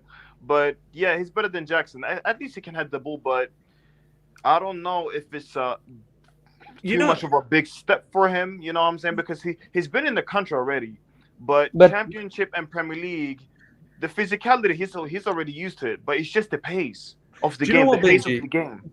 Do you know what? Like, remember, that Man United striker, Højlund? He was killing it in Atalanta as well. He was absolutely wasn't killing it. He wasn't killing it. No, he barely scored like 11 goals or something. And look at him now in Man United. He's struggling. That's the thing, because in Atalanta he came off the bench. In Atalanta he wasn't starting. He came off the bench. Wow. Yeah, he was contributing off the bench. He, sometimes he was starting, but I always said to my United fan, just wait 2 more years, and you'll see the real quality. Because if you buy him now, and you don't have a supreme gunman, because every Man United said no, we're gonna get Harry Kane. I was like, no, you ain't. He's going to. Yeah, Benji is right, but I also want to mention the problem with Man United and Chelsea and the current sporting directors, both places are these type of strikers. Maybe it's Højlund, maybe it's Jackson, or Datro Fofana for that. They need a up top striker, right? A professional, proven striker. They can sit on the bench. They can come for 20 minutes, 30 minutes on a game like against Sheffield United, or maybe against a Luton Town, or against maybe a championship side. And they can just gain exposure, they gain maturity, and they cook themselves. They learn skills. Like what happened with Haaland and Alvarez. Alvarez was way good before also, but Alvarez developed into a bigger, better striker right now. But what we do is we expose them, and without top flight games in their own divisions, in their own countries, we expose them to Premier League football, which is in itself a lot of hectic football, a lot of pressure building football, a lot of pacey football. That's the problem. And my second point is miss, and I would like to take your opinion and the chat's opinion and the panel's opinion on this as well. My biggest problem with taking Osimhen is a brilliant striker. Like Sherwin was asking, so I'm just telling, I've watched Osimhen. Like, I'm not scouted, I'm not a scout, but whatever football knowledge I have, that is equivalent to zero. I have seen that. Yeah. Just giving a disclaimer so no one says no ball knowledge. Osimhen is a very instinctive striker. An instinctive striker looks for goals. Like you have seen Haaland sometimes. Like, you remember, Miz and the panel, that match against us, just the recent match against Man City, Haaland just scored that goal from his butt. Yeah. He just lied down. Just knowing. That's called an instinctive where to be. striker. Yeah, I just have to score a goal. I will die scoring that goal no matter what. Yeah. But I'll find that nick in space. I'll go into the space. I'll look that if I can dive and score that goal, I can put in a bullet header in the net. What you're saying is, I'll gamble. Yes, I'm exactly, gonna gamble. exactly. That's an instinctive striker. Osimhen is like that. He will score goals that you can never imagine that were, someone else can score those goals. But the problem with Osimhen in Chelsea is, and I want to highlight this, if you look the scouting reports of all Chelsea pre-season and this, we are not crossing enough. Our cross accuracy is ranked 20th in the Premier League. Osimhen is a striker who needs ball at his feet to score. He won't drop deep like Romelu Lukaku was also having this problem, right? Tuchel wanted him to drop 100%. Deep, and he was not dropping 100%. Deep, and then there was all problems. These strikers want to be up ahead on the defenses. They would push the defenses, run at the defense. They won't drop deep. Like Jackson defended superbly well. The only thing he can do well, that is defending. I like Jackson the defender. I mean, he's brilliant in defending. The way he defended against Sheffield United and Newcastle, brilliant. I mean, so Osimhen coming to Chelsea very much depends on how good Mudryk is doing on the left, Raheem Sterling is doing on the right, Cole Palmer is doing on the right, how much good we are crossing in. Because if you're not crossing in well, we have to feed him. We have to feed him. Just the way KDB feeds. Exactly. The way what Australia feeds.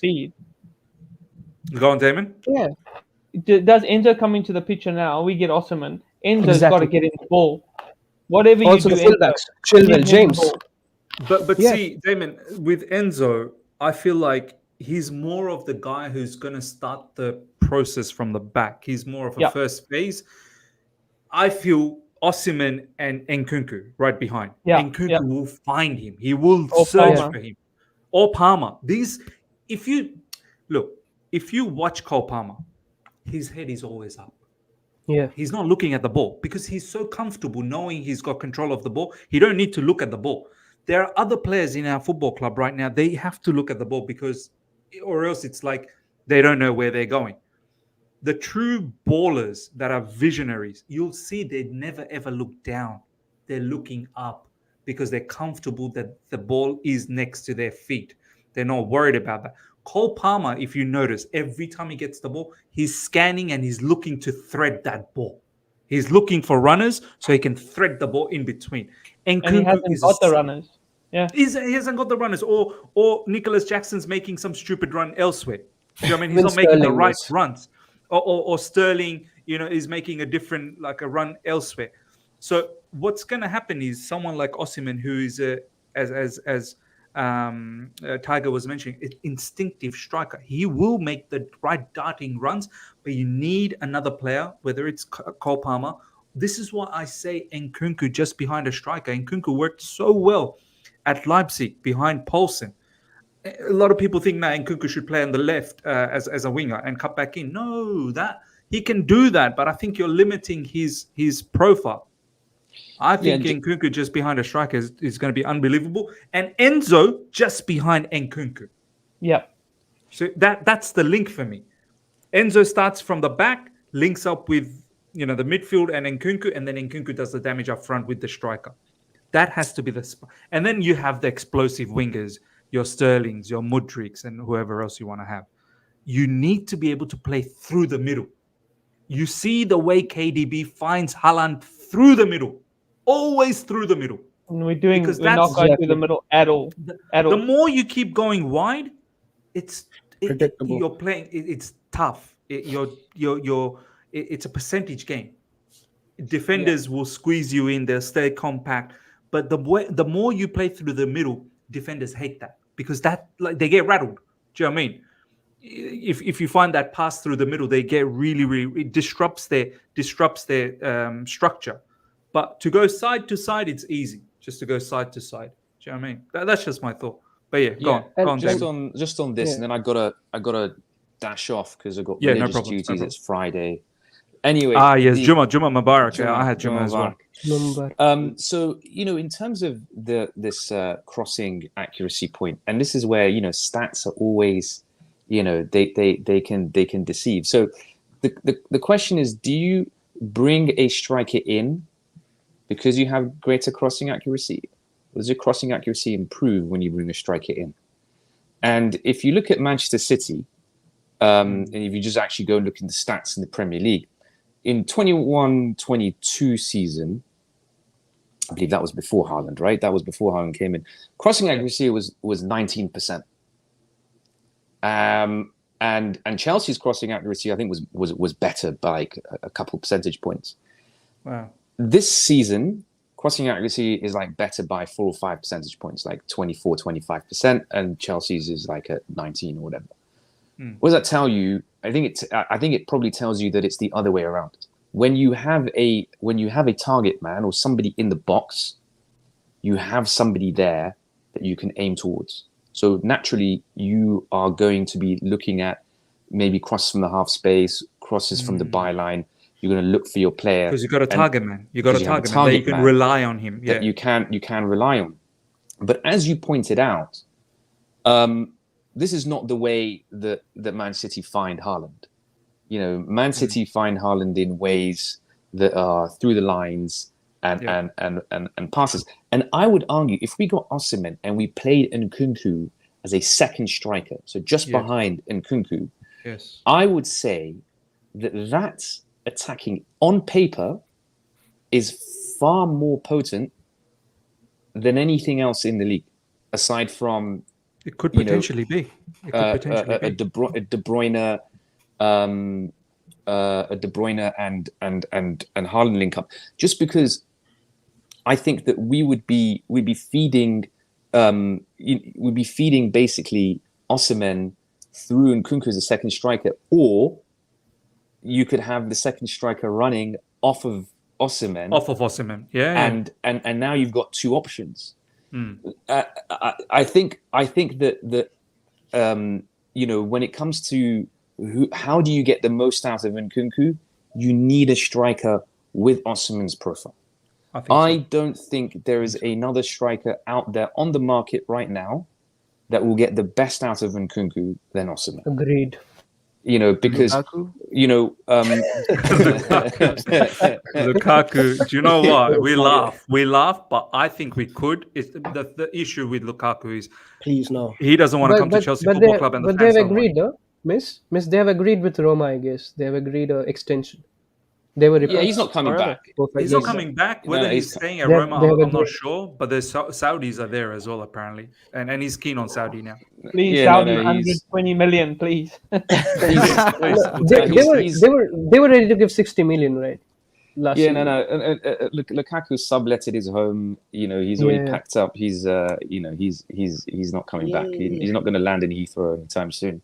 The thing is that there are two positions I think you can't play project on. You just can't play them. Striker, goalkeeper. Yeah. Give me project anywhere else. Okay, play your project. Do this thing. You can have play your project. Do that in the striker and goalkeeper. There's no room. Don't project me there. Don't Project give me Petrovic has been pretty good so far, though. And there is no one else like Alhambra. Let's see at Wolves. Let's see at Wolves what happens, because those guys like to pepper the goal. Let's see how he performs. But in any case, guys, I have to go.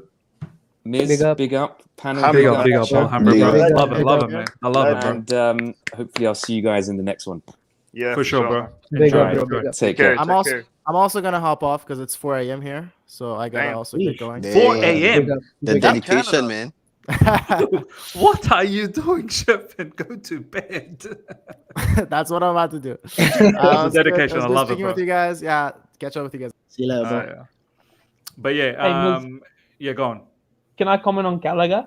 So Yeah, Gallagher, for sure. obviously Gallagher is a good player and Premier League proven. We know that he's good, but at the moment that's all he is. He's good. We can get a Gallagher from anywhere else. We can get a kid that's gonna Tell me where you run can. and get the ball and be okay at passing. We can find a few of these guys. The only reason I Mount wouldn't used sell to be the Gallagher, Gallagher, right? Mount Yeah. used to be the Gallagher. if it's Thomas Tuchel's team, Gallagher's not gonna play. Hmm. He's not gonna start.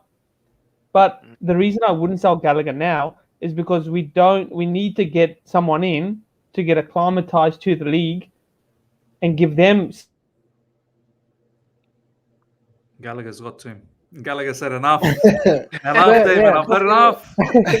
Yeah, I had a point on Gallagher, Miz, if Go anyone on, else bro. is Go not on. in Yeah, line. yeah. Yeah. Anyone else can chime in as well. But yeah, go on, Tiger. I personally see, my point is more like a Chelsea fan, right? I'm seeing a player on the field from the past 2 games, not just past 2 games, from the preseason itself, who has been criticized as hell, who has been called all sorts of name on Twitter, has been shucked around on Twitter, has been called a loser footballer and whatnot. Now that person has justified himself from game one of this preseason. The preseason he was in our top contentions of the best player. That person takes up the captaincy. People will say that captaincy was given because he knows English well. Well, okay. I mean, I hope in our squad there are a lot of players who knows English, but they have not been given captaincy. So Poch has seen something in Gallagher to give him captaincy. Then I see the Newcastle game and then I see the Sheffield game. The intensity that guy brings on the pitch, the way that guy was actually calling out players sometimes in the Newcastle game, the intensity at which that guy was happy about winning that game, that the intensity that guy actually celebrated with Mudrik. I'm not being the emotional fool right over here, like Damien said, but the problem right now is he's our captain right now. Reece James is not coming for like 4-5 months straight. I personally feel we are not respecting Gallagher enough for what he has done this season. I'm not talking about the other seasons. Yeah. Because the narratives around Gallagher and the narratives against Gallagher are like I cannot comprehend them, because a player is giving it all in the field. And not He's just beating a lot of midfields. He is your manager's top priority. Tuchel liked him, Potter liked him. Ange Postecoglou, who is given the name by the media as the next big manager in the European football, is actually liking him. Every manager's Lampard likes him, and you sell a player who everyone likes and who is performing, and who is your captain, that to your rival team. And not only disrespecting the player, but at the same time, I think disrespecting the manager as well. We have to see my angle on the whole Gallagher situation is more from the manager's point of view. I feel like, honestly, Gallagher's attributes are not irreplaceable. They can be found, but that's Miz, just my point of view. name me 2-3 players which we can bring in winter window to replace Gallagher. 2-3 players in the Prem Look, I who don't are have having the 2-3 same players. tenacious speed, who are having the same intensity, who are Look, I don't have 2 to 3 players in my head right now. But what I'm saying exactly. is what I'm saying is that his attributes is not unique to me. I've seen his attributes. I think that attributes is quite available. But that's a side point. That's a side point. My point is, when the manager has shown so much reliance on this player, and let's be honest, under this manager, this player has been the most outstanding player. There's no doubt about that. Under this manager, Gallagher has been the most standout player. Now, we can sit here and say, well, that's an indictment on Chelsea if he's the standout. Well, the truth of the matter is, ladies and gentlemen, he is the standout player right now. Whether that is a negative point that, oh my god, look at the standards going down. That's, once again, that's a side story. I think what we need to understand is the current situation is that with the likes of Enzo, with the likes of Caicedo, with the likes of so many other players that we have, Gallagher has outshone everyone else. So 100%. This is where I feel, and not just that, the manager is absolutely relying on him. The manager feels comfortable with him. This is where I feel the owners and the board, they can't let him go. They simply cannot, because yeah, go on, Ekaka. Yeah, I just want to say, like, I understand, like, I don't really rate Gallagher at all, innit? I would have rather kept Mason Mount and sold Gallagher, because obviously hindsight. Yeah, obviously with Mason Mount. Yeah, 100%. Have you seen him play in United? 1,000,000,000%. But obviously, he's obviously bad for United. Wait, hang on, man. Obviously, with let Akaka land. Please. Mason Mount has been injured, right? He hasn't played this season, so obviously now I wouldn't have kept him, right? But there is 1,000,000,001 players in the world better than Gallagher. So I just think this whole oh my gosh, we can't let him go, proper Chelsea, is kind of overdoing it. I think we need to respect our manager. If the manager says, I want to keep this guy, he's an important player for me, blah, blah, blah, blah. Regardless, I'm just a fan. You know what I mean? I'm not the manager. I don't own the club. I can't do anything. My opinion is I think Gallagher's bad. But if the manager really wants to keep this guy and he's an important player for Poch, I don't know why we would then go on to sell him.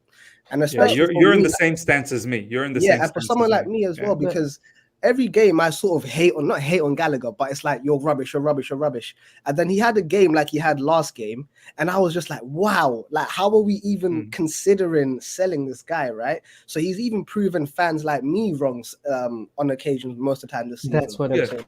Yeah. He's definitely proven me wrong. But go on, Damon. Please, Damon. If Lavia comes in next game and smashes it, who's going to say keep Gallagher? Lavia scores a hat-trick his first game and then does 6 games great. He doesn't even need to. Lavia scores a hat-trick in the first game? I'm just saying, if you would drop Gallagher for a hat if someone did better. He wouldn't even have to drop a hat-trick. He would be a better striker than Jackson, yes, but yeah. Let me say something about the fan base, Damon.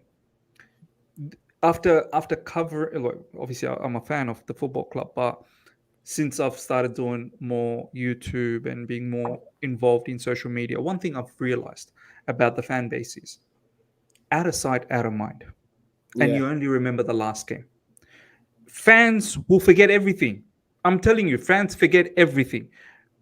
I sometimes have arguments with fans of the kind of season that we've had, but because we've had a win the last game, they forget that we're still in 10th.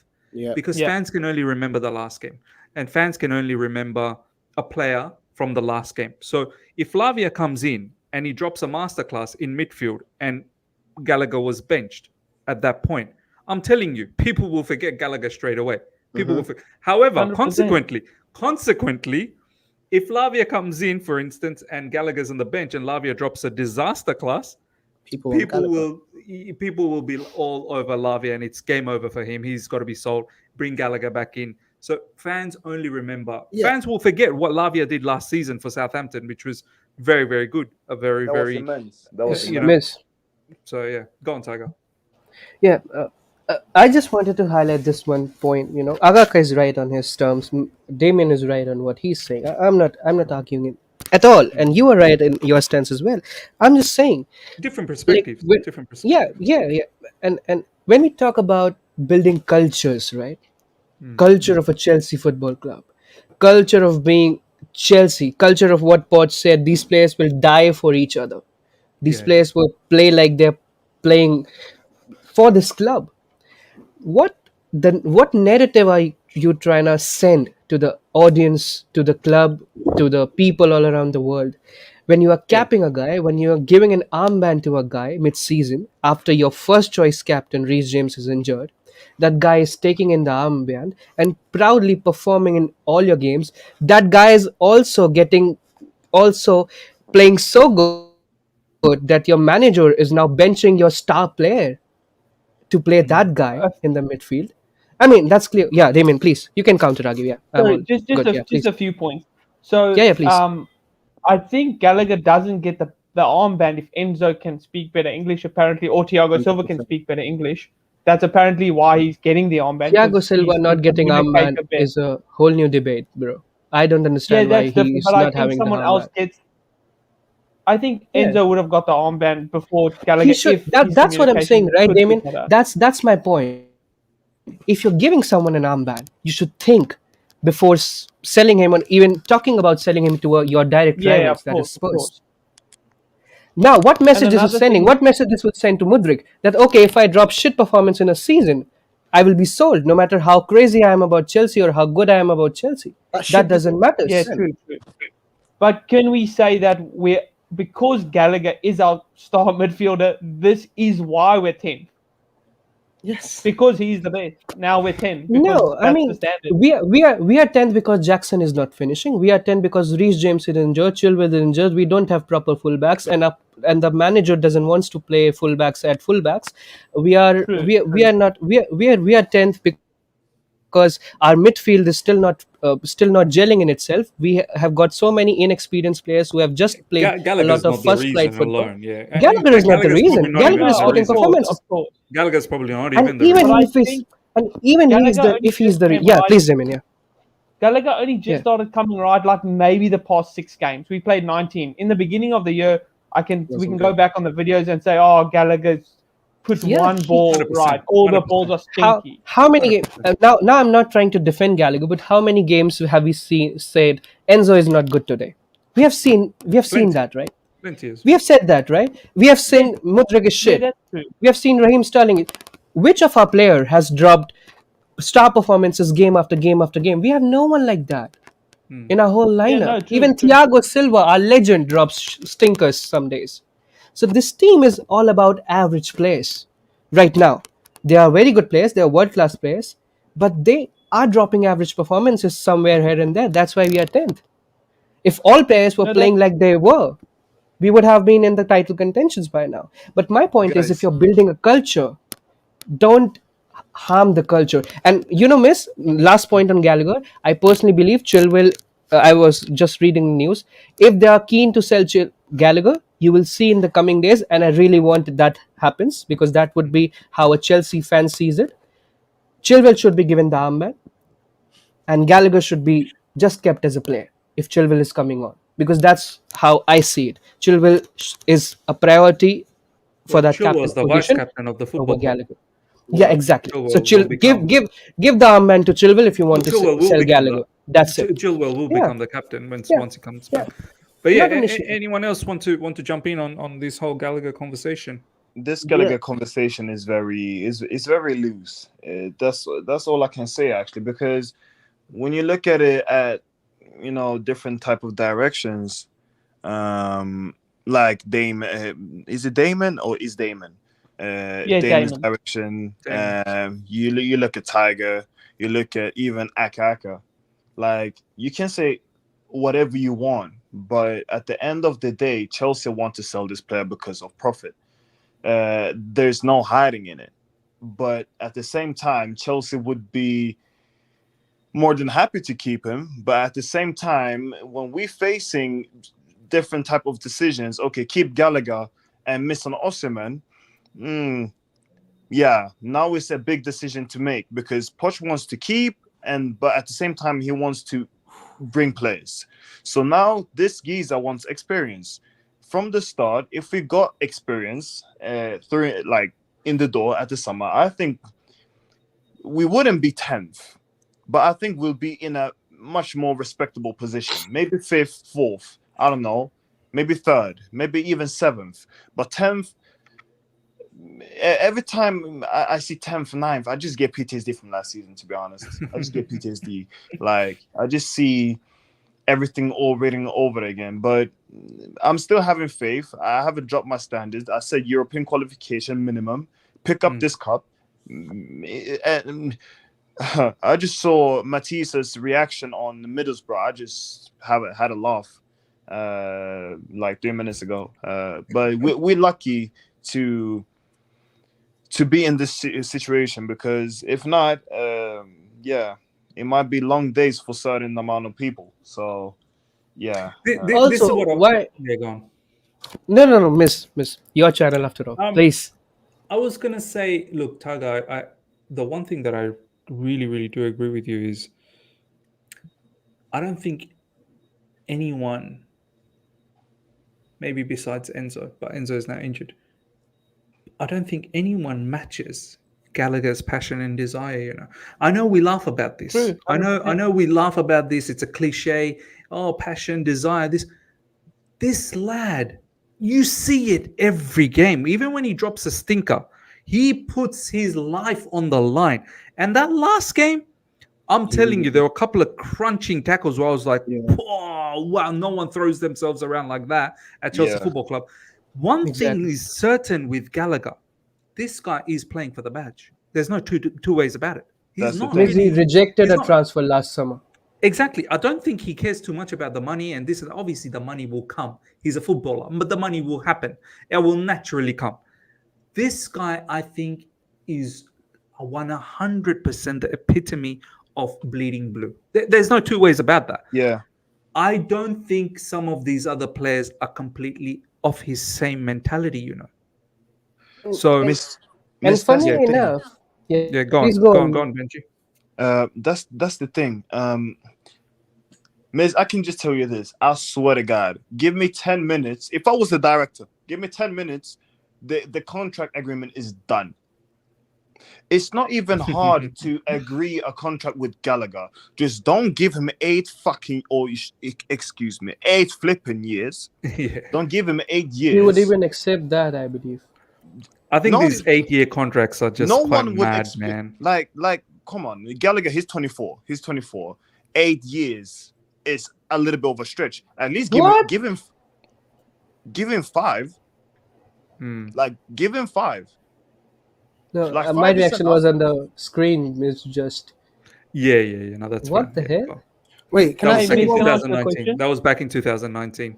Alhambra just shared what we were talking about. Reece James, how I never wanted to play right back. James reveals from the best RB to I never wanted to play right back. Yeah. Well, that was back in 2019 as well. Oh, so I never wanted to play right back to the best RB. Okay. The other 2021. 2021. The other way around. Yeah. Miss, can I ask you a question? Yeah, go on, bro.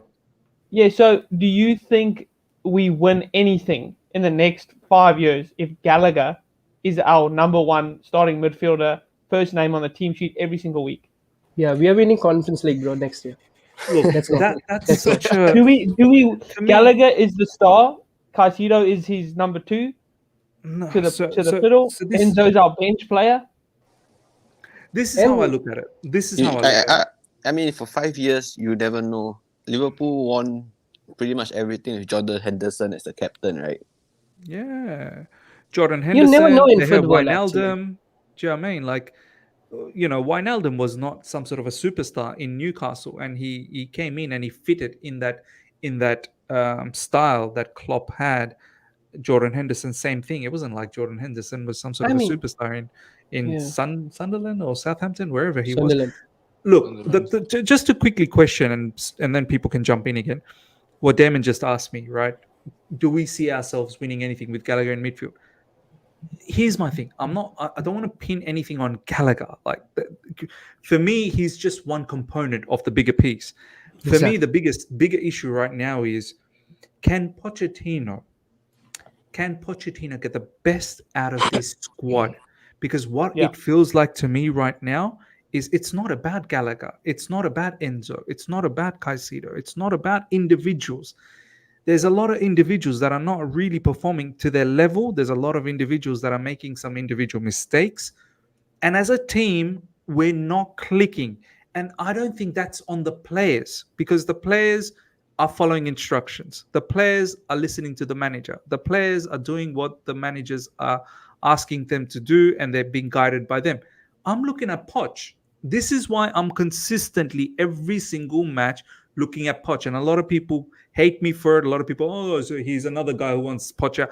I'm not about Poch out or Poch in. What I'm saying is I need the manager to get better, a lot better out of this talented squad.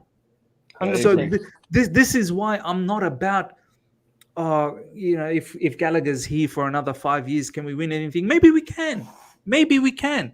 It all depends on how the manager galvanizes this entire team.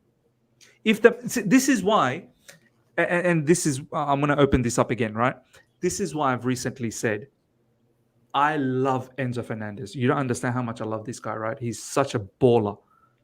But I've said that Pochettino does not know how to utilize him. Correct, so if that's the case, don't use him. Don't use him. Use what you know. Like if I'm a manager who has a particular way of playing a system, and I've been thrown this player who I don't know how to utilize, I'm not using that player. I'm going to use what I know and how I can get 3 points. So, and that may have implications with the owners and the board and whatnot because they brought in this player. No problems. That's a separate story. What I'm saying is Poch needs to go back to what he knows best and what he has done well, and what has worked for him. The Poch that I'm seeing right now is doing a lot of different things that I feel is a bit of a conservative approach. I feel like it's more of a safety approach. It's like I don't want to fail approach. By doing that, he's actually failing. Yeah, if he actually goes out there and does what he used to do back in the Spurs days, I think he'll see a lot more success. But now with Nkunku coming back, maybe that will help out the attack a little bit more, and maybe that might just start the rest of the team a little bit more. Him coming back, we'll see what happens. But for me, the manager, I don't really look whether Gallagher stays or not. For me, Gallagher, I know Tiger is big on him. There are certain things that I really like about Gallagher. I think he has certain traits that are far superior than his peers. But for me, Gallagher's replaceable. Like I can get someone else. I don't know the name, but I can get. I've seen that trait, but yeah. Yeah, Miss, I just wanted to point out on that. We'll take 5 seconds on that. Yeah, go on. I'm just saying, on Twitter, on panel, in call-in shows, everywhere, Chelsea fans, when we lose, we say, where is the F mentality? Why no one is playing like Chelsea? Why we are not understanding we are Chelsea Football Club? And when someone is understanding what it is to play for Chelsea Football Club, you're throwing him out. You bring in Bissouma. People were stating to us about the facts that who will start and will not. I agree. Bissouma, Madison, and other names as well. You bring them in, but whether they'll be have the same passion for playing our football club, I don't know. Yeah, Whether they will get what it is to play for Chelsea, I don't know. If I'm gonna be, let's not take the mick. When people say, "Oh, we won't win anything with Gallagher in this club," I've seen people who are worse than Gallagher, and we have won stuff. So let's not be so harsh on Gallagher because Gallagher has improved. Like, don't get me wrong, he has. No, he has. Exactly. That's what I'm saying. If he's playing shit, get out of my club. He has elevated. He has passion plus he has performance. That's the thing. At least when I look at the team, we always talk about consistency. Like Sterling, for example. Like, you can't give me a 10 and then you give me a 4 the next game, and then you give me a 6, and then you give me another 8. Like, for me, it doesn't make sense. At least you either give me 7 the whole season, or like you know what I'm saying? Like, at least higher up the standards. And when we talk about standards, we always talk about Conor Gallagher.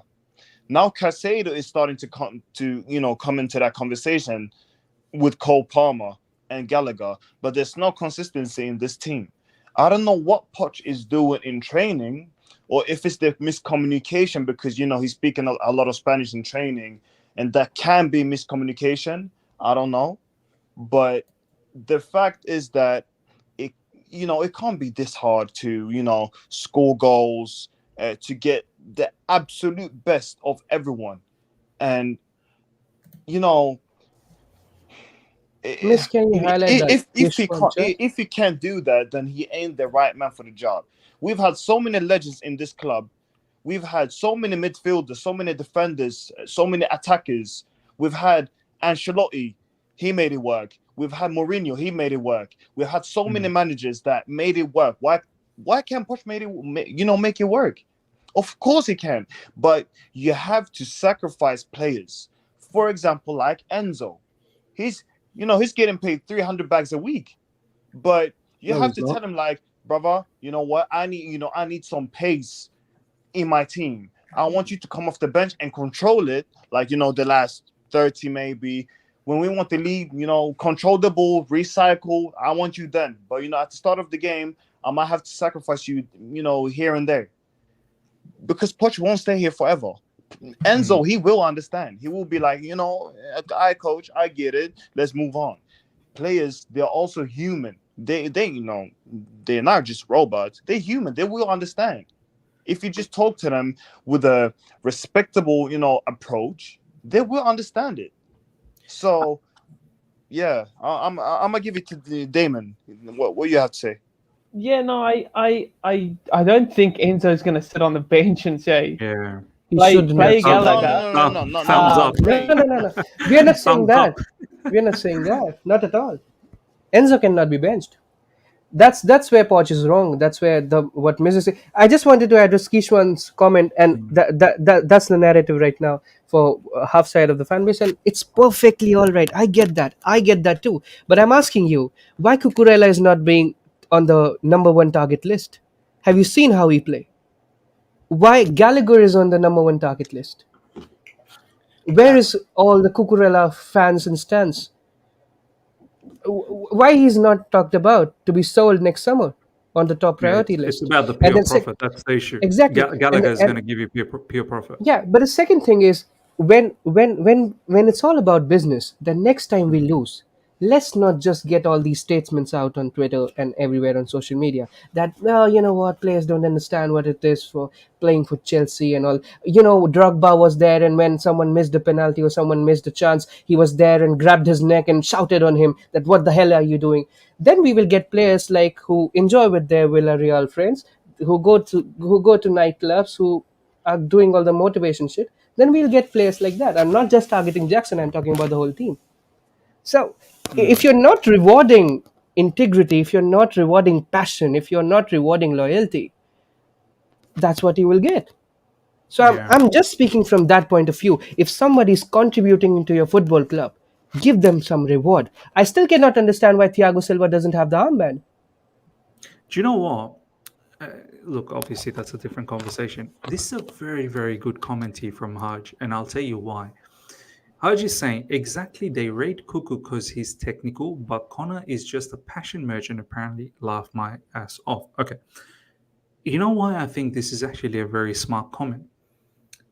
Would we be all having this same conversation if Gallagher played the way he has been playing, right? He's been performing really well, yeah? If Gallagher just continued doing this, let's just say, again, for argument's sake. However, in this scenario, let's say Enzo was also bowling. Let's say Caicedo was also bowling. Would we have an issue with Gallagher? No. No one would be talking about Gallagher then, would they? They'd be talking about a midfield trio that has been combining and the chemistry looking very good. Exactly. I think a lot of the heat that's coming towards Gallagher is, one, he's outshowing the other two, and the other two are at the moment having a very inconsistent time. So maybe indirectly Gallagher's copying the heat because those two are not picking up their game. If those two were dropping masterclasses on a regular basis along with Gallagher's performance, no one talks about Gallagher. I'll tell you straight up, no one talks about Gallagher. This kind of what I wanted to bring up a bit earlier, because I feel like the problem is, especially for players like Gallagher, right? These passion merchant players, they have a cap on how good they can be, right? They always will. So you look at Newcastle, they got Almiron. He done 10 goals last season. That's the best season he's ever had in his career. And now he's gone back to normal, And my other thing is, I say this to people all the time. Kante was the biggest passion merchant you'll ever know. But guess what? He had ability. He could pass a ball. He could dribble with the ball. He could do some things in tight areas. And no, he wasn't perfect on the ball, but his passion didn't outweigh his actual ability. And that's why Kante has that love. And that's why Almiron gets that hate, because there's too much passion without the ability. No one's sitting here saying that we all know that Conor Gallagher's got a cap and he's useful and all of this stuff, yeah. But we all know deep down that passion merchant players just aren't that great, like really and truly. I think that's just what it comes down to. I hear you. No, I hear you. Passion can only take you that far. Exactly. But I Damon first, and then yeah, Tiger. please, Go on, please, Damon. Yeah. So my main concern is that we all agree Poch is playing almost everyone out of position. Almost like there's like 5 players playing where they shouldn't be. We don't see League Barkowal doing anything because he's playing left back. He's not a runner. He wants to pass. He wants to get in 50. And now he's getting subbed off. Win the ball. And now he's getting subbed off as well. And last season we said, Levi Barkowal, next England captain. He's not going to be captain. He's playing left back like he's playing now because he doesn't know how to play left back. He's not an athlete in the terms of running up and down and up and down. He can't do it. So he's not playing well because he's unhappy. Enzo is not being used at all where he's supposed to be used. What is he supposed to do? It's not what he does. Like playing Lampard defensive mid, he's not going to do anything. Yeah, I hear you. He's going to shoot from a goal kick. Yeah. And I think so what you're saying, Damon, is that Poch is not helping the situation. If he played some of these players in the right area, these players would have performed better. But yeah, 100%. 100%. If you play Enzo a little bit deeper, he gets the ball more. He can play Caicedo. Caicedo gets the free range to go and just dominate, get the balls back, get it to Enzo so that he can start creating flow. Everyone starts playing better. Gallagher wants to run. Why is he doing well? Because Poch said, go run, boy. Have fun. Yeah. He's setting up the game for Gallagher to shine. Yeah, I hear you. Yeah. Who was someone talking? Yeah, Benji. Yeah, Benji. Don't get me wrong, but I think we will see it eventually. Like eventually, we will see it. But I don't know when. But I think eventually we will see Enzo deeper, Caicedo a little bit further up. Destroying that box-to-box role. And then we're going to have Nkunku 10. I think it's going to be Raheem Sterling left, Palmer, and then hopefully a better striker. But that would be the dream, bro. That would be the dream. I like the way you've set that up. Enzo under Potter was phenomenal last year. Phenomenal. Yeah, he was our best player. 100%. Because Potter knew how because Potter knows how to use midfielders. If you remember them Brighton days, how we used his midfielders and wing backs, my goodness, that was a different type of system. A different type of system. So when he came into Chelsea, I knew what he was gonna do, what he wanted to do. But these owners, man, don't get me wrong, but even when I see people say, this is why I want an Enrique. Trust me, Enrique would struggle in this mess. Can you imagine Enrique? Yeah, he would play better football. Maybe we would be, a couple of points better. But he would still struggle. He would still struggle more than you can believe. Because, we still don't have a DM. We still, if you want to play Caicedo there, then fair enough.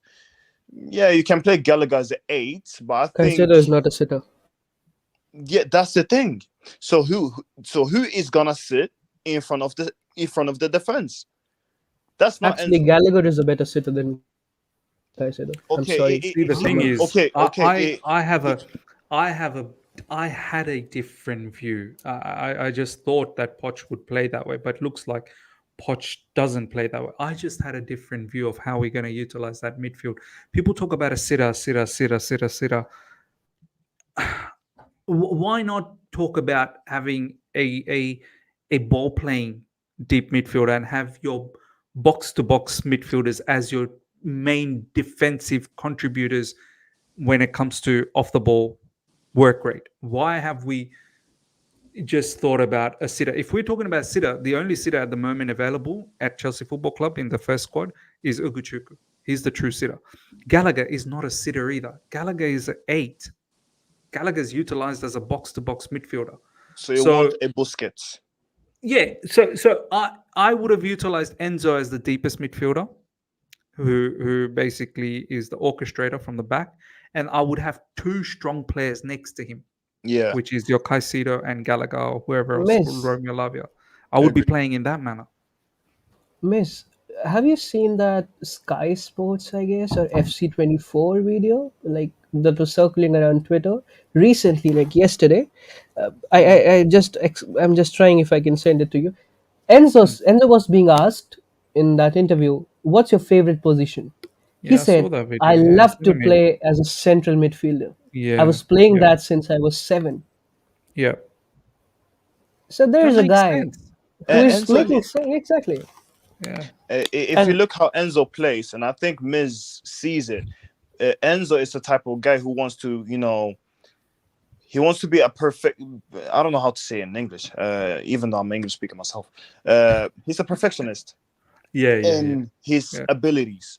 So, like, when it comes to passing, like, the switches, you saw them even in Benfica. So, like, this is not new. This Enzo quality, this is not new. He knows his quality, and there's more to show. But you have to let him play to his best ability. So you have to let him, come, start off the play, pass it forward, progress with the play. Yes. So he can progress through the play. Yes. And then you have the Caicedo, you have the Lavias. You can always switch it up.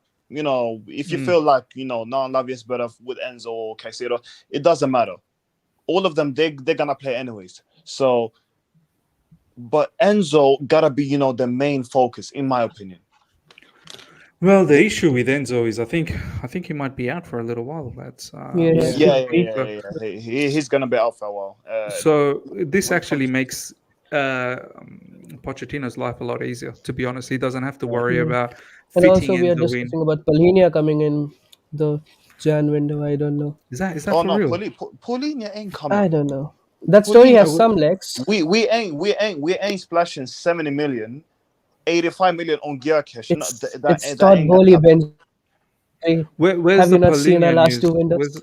Who's and got guys, that? Is that where is Lavia? Did that guy go on vacation or Exactly. where did That's he what I don't disappear understand. to? I think he Why started we are team. even contacting Palhinha, or why there are even links? There's no need. There's absolutely no There's need. no to be honest. links of Chelsea and Paulinho. I don't know why people are reporting this. There's no links. Like, you can look everywhere. There's no links. There's just made up sources that say, "Oh, Chelsea wanna go in." No, he just said, "I want a midfielder." That's all. I think Chelsea are looking into Why it. he wants a midfielder? Has Actually? Poch It's not actually said Paulinho. that? Has Poch actually said he wants another midfielder? It Why? just doesn't make sense to me. Yeah, he wants another midfielder. Yeah, There's so many midfielders we have though. bro, Exactly. we There's are so stacked. many. We're Call basically so stacked. This is Santos, why I call don't want to sell Quesada. Gallagher. When they will play? Quesada, amazing. Santos. We have A lot of Santos. A lot of these guys aren't going to make it though, and we do need because let's say like Gallagher and let's say we play a two-man midfield, yeah, and Caicedo and Gallagher the main midfielders. You're going to need another one for either one of them, right? And then let's say like Enzo is now your main midfielder, so it's Caicedo and Enzo. You're going to need someone who can put Enzo on the bench, and then you can play another one, or put Caicedo on the bench and play another one. So I know that we do have Carney Chukwuemeka there, so maybe I think we have like 4 or 5. But when you think about Santos, Caicedo, these kids they're not going to make it. They have they're not going to play for Chelsea. They're not going to make it. Quesada will slot in. Let me just tell you this. You know we support Chelsea Football Club. We always have 14 injuries minimum every season. Next year, just so you know, if we bring in Cassidy and Santos, that's 8 midfielders with Leslie Ugochukwu and Lavia. That's 8 midfielders. I swear to God, even if you bring them in, that won't be enough. Because there will always be injuries in this squad. And we're playing Conference League, fingers crossed, next year. That's the thing. Come on, big up the Conference League. Next season, hopefully, we play Europe. Conference League. Osterman in Conference League. 70 goals. That's the goal. We play Europe. Some types of Europe. I don't care, but Europe. There is only one type of Europe we will gonna get. Conference League. That means we're gonna play 2 games a week, plus the cup games and the FA Cup. So you're telling me if we have only 2 positions with 4 men, like 2 men every position, that's gonna be clearly it ain't. And I was reading about Pebilgia, the injury Enzo has. It's kind of a recurring injury, miss. If you have it once, it recurs after a certain point of time. So it does. It I hope so. Enzo never gets injured in life, it's but a chronic that issue. won't really happen. Issue. It just doesn't go away. You can manage it, but how long can you manage it for? That's the issue. Also, I feel. I'm not trying to defend Poch, but I just have observed one good positive under his management, and that's the only thing. Under Pottermiss, and all of us have had read the reports, he was being called different sorts of names in the dressing room. Magic Potter, Harry Potter, and clown and whatnot. There were reports, and I can browse through and give you the reports. I'm not making anything up. I'm sorry. I was a No, Potter they're probably stan, so true. this is coming from me, Yeah. right? I was a Potter fan, but then I was the biggest hater Potter ever can get, because at the end it's about the club. I don't know you if you're not winning trophies for my club. That's as simple as it gets. The problem with Potter was he was not able to communicate what he really wanted to with players. I find that Podge has some good bonds with the players and dressing room. The players listen to and does what he wants. So that dressing room environment is the only thing that Podge has good about himself. And that's a proof, and there is a proof why you cannot win that Newcastle game if the dressing room is not knitted with the manager. 1-0 behind, halftime happens, you come back, you clinch that victory. That's not happening if your dressing room doesn't believe in what the manager is trying to do. So I just feel that, yeah, Potter was a bit unlucky manager. He had a lot of things on his hand. Poch is a bit lucky. Potter was very well in tactics and all that. I guess Poch is very stubborn in what he knows, and he only knows what he knows. He doesn't experiment a lot. But I like Poch, miss. If you have seen in the panel also, in the formation he played in preseason, the 3-5-2, that was brilliant. That was brilliant, and that formation was also, I guess, played in the last few minutes of the Newcastle game, and we were playing brilliantly. So if he uses that, but again now Enzo is injured. Enzo was balling under that formation. I personally would like to see how Poch. I'm in a Poch out bus right from the mid-season, I guess. Miz knows that. The moment I came into the channel, I was like, if Poch is not winning us the Carabao Cup, he's gone. And that's still on the page. If you're not defeating Middlesbrough, I mean, if you're not defeating Middlesbrough, we should shut down the club actually. But yeah, No, yeah, for me, Carabao Cup is yeah. Carabao Cup is very a must. important. It's a It's a must. I mean, must. Oshiman is not gonna play for a 16th ranked team facing relegation. I mean, he wouldn't want to come. What he will tell to his friends in Come on, Nigeria and man. Africa? Carabao Cup, that's a must. Now, That's a Carabao must. Cup's a must, man. He Carabao needs some Cup is Europe, bro. 100% It is a a must. must. I don't care if we play against Liverpool, Fulham. It is a No, must. no, yeah, Look, most likely it's going to be Liverpool. Liverpool, Look, yeah. as I said Yeah. yesterday in the stream, that no disrespect to Middlesbrough, but if we get knocked out by Middlesbrough as target set, like, we might as well just shut up now. Like, seriously. So we have to go through against Middlesbrough. I completely believe we will go through against Middlesbrough over 2 legs. So the question is the final. The final will most likely be Chelsea-Liverpool. We have to win. Like, there's no two We ways have to about it. win. We have to win. Like, Now there- we- And Liverpool actually- Liverpool are not playing good. Now, I don't care. I don't care whether they're on form. I don't care. Don't if care they're about not that. playing Don't care good. about that. We have to win. We're gonna play them in Feb, I think. Yeah, the final is in Feb, Yeah. February, mid-season. Yeah, Yeah. a lot of That injuries. means Yeah. that means Lavia's back and Kunku is back to form. Broya Enzo is now back too. to form. Jackson is back from Africa. No excuses. No excuses. There's no excuses is for back. Poch not to win Yeah. that cup. Wesley Fofana is also back. Oh my days! Wow. Look, Yeah, he's back on the pitch. He's back once on the pitch, again. on the grass. Who's back? Who's not back? I don't care. You have to win. Yeah, we should win. You have to win. That's the Can I thing. just That's the add thing. to Tiger's point? So Yeah, go Yeah, go on, man. one thing we can say thank you to Poch for, we scoring goals. We couldn't score Yeah. a goal to save our life before Poch came in. And at least now, the best thing about Poch, we're scoring goals on a regular basis and not just 1 goal, 2 goals, 4 goals in one game. So definitely he's helped with that. Damon, I'm gonna that's- add to yeah. that. Damon. I'm gonna add to that. If we brought an experienced striker like Taremi from Porto, if we just brought him in, he can start a backup, whatever. I can promise you, Poch wouldn't be in the same situation, because this is kind of up to the board. I'm not looking at Poch. I'm looking at from high above. Yeah. I've always said this. Poch ain't a bad manager. Even when he played left, Chilwell left wing, yeah, we were losing, but it wasn't, awful. Like I saw the vision. I was like, yeah, I see what you're trying to do. He was But, getting into good Yeah, positions. but He was getting into good positions. Yeah, that's the thing. But But, Benji, if we don't have a gunman up top, how are you gonna score, them goals? And if you don't have a gunman, then your wings better be, them Salah and Mane's. And Benji, Sterling but ain't it, or he is sometimes.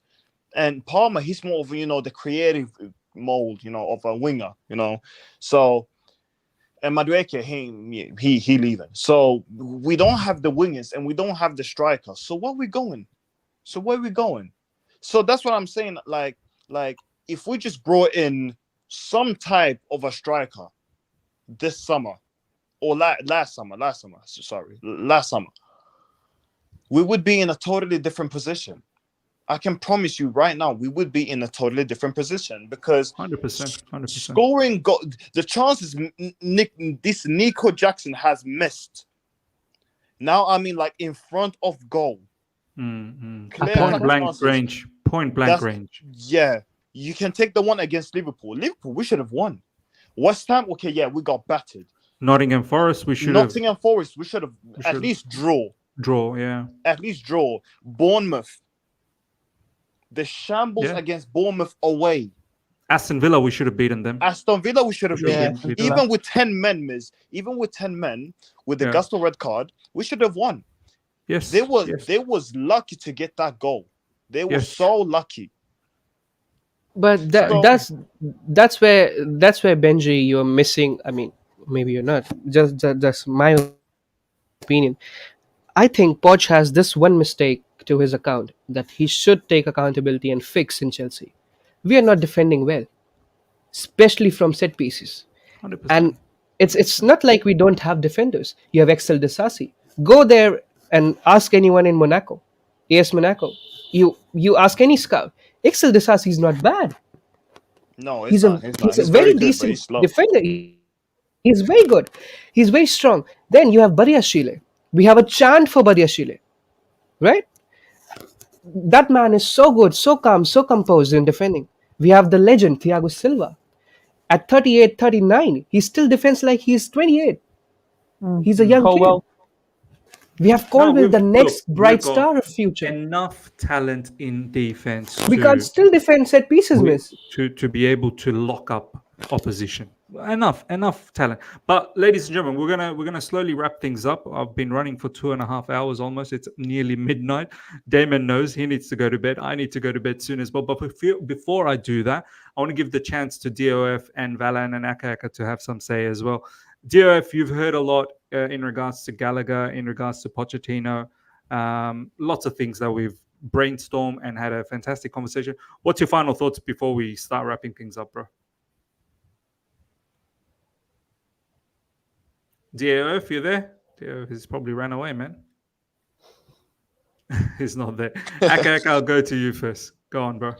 Oh, my final thoughts. My final thoughts are we must. In every context and every form, like everywhere, all over the club, we just must in it. Do you get me? It's been a great conversation. Thanks for having me, Miz. Nah, it's been brilliant, man. Honestly, you guys have been fantastic. DOF is back. We'll give DOF one chance before we go to Valan. Can you hear me? Go on, bro. Yeah, we can hear you, bro. I thought you ran away, bro. No, I was actually speaking. I must say the show has been quality. It's been a great show. I mean, it's been fantastic. Thank you for the platform. Thank you for the opportunity. I'm just going to speak up from Poch. I could list a whole lot of reasons why. Well, at the start, I had my doubts, just like everybody does and everybody did. I still have my doubts. And it's not changing for anything. To be honest, this, like you rightly said, this team has enough talent. I'm not saying we're going to be winning the league, but at least to be better off than where we are. I think one of us mentioned that we can give him credit that we are scoring more goals. I'm sorry, I don't really agree with that, to be honest. I think you should take out the Spurs game, which Spurs capitulated. And in fact, it took us almost forever to break them down, even with a high line. Take out the Spurs game. How many games have we really, really done well? Yes, we are missing chances. Yes, all of those things happen. You can't coach instinct and all that. But the truth is, Poch is one-dimensional. If it's not 4-2-3-1, I've not really. Yes, sometimes it tweaks it. You could see 6 defenders or 5 defenders on the pitch and all that, but there is no pattern of play. There is no system. Give this team. I'm not even going to call for Thomas Tuchel because, of course, I love him. I love him to the moon, just like I love Jose. But give this team, this same team, give this team to Unai Emery, and you will be saying something else. Give this same team to Klopp, you'll be saying something else. Give the same team to Deserbi, you'll be saying something else. Now, let me shock you. Give this team to the Bournemouth manager. His name just escaped me. I've forgotten his name just now. Yeah, I forgot his name. What's You his name? would be seeing something else. Yeah. Bournemouth's doing a madness, you know. I'm watching Bournemouth matches for Dominic Solanke. Hey, Solanke ain't a bad shout, you know. Bro, you know how much heat I get because Miz, of you that? love Solanke. No, but you love Solanke. Solanke ain't no bad. Miz loves Solanke as much as Ataka loves Nico Jackson. Let's forget about Solanke, man. He's only got 2 more goals than Jackson. Nah, man. Why you hate that for? Why you hate that? Even Solanke is better than Jackson. Oh my days. No, I love Solanke as well. So for me, Poch has a lot of things to get right. Now, maybe we should understand the games more. When we get into games, and then you're expecting, let me give you an example. When under Thomas Tuchel, the unfortunate red card incident that happened with Reece James, that the ball was judged to have touched his hand. If you remember that game, that we ended up winning.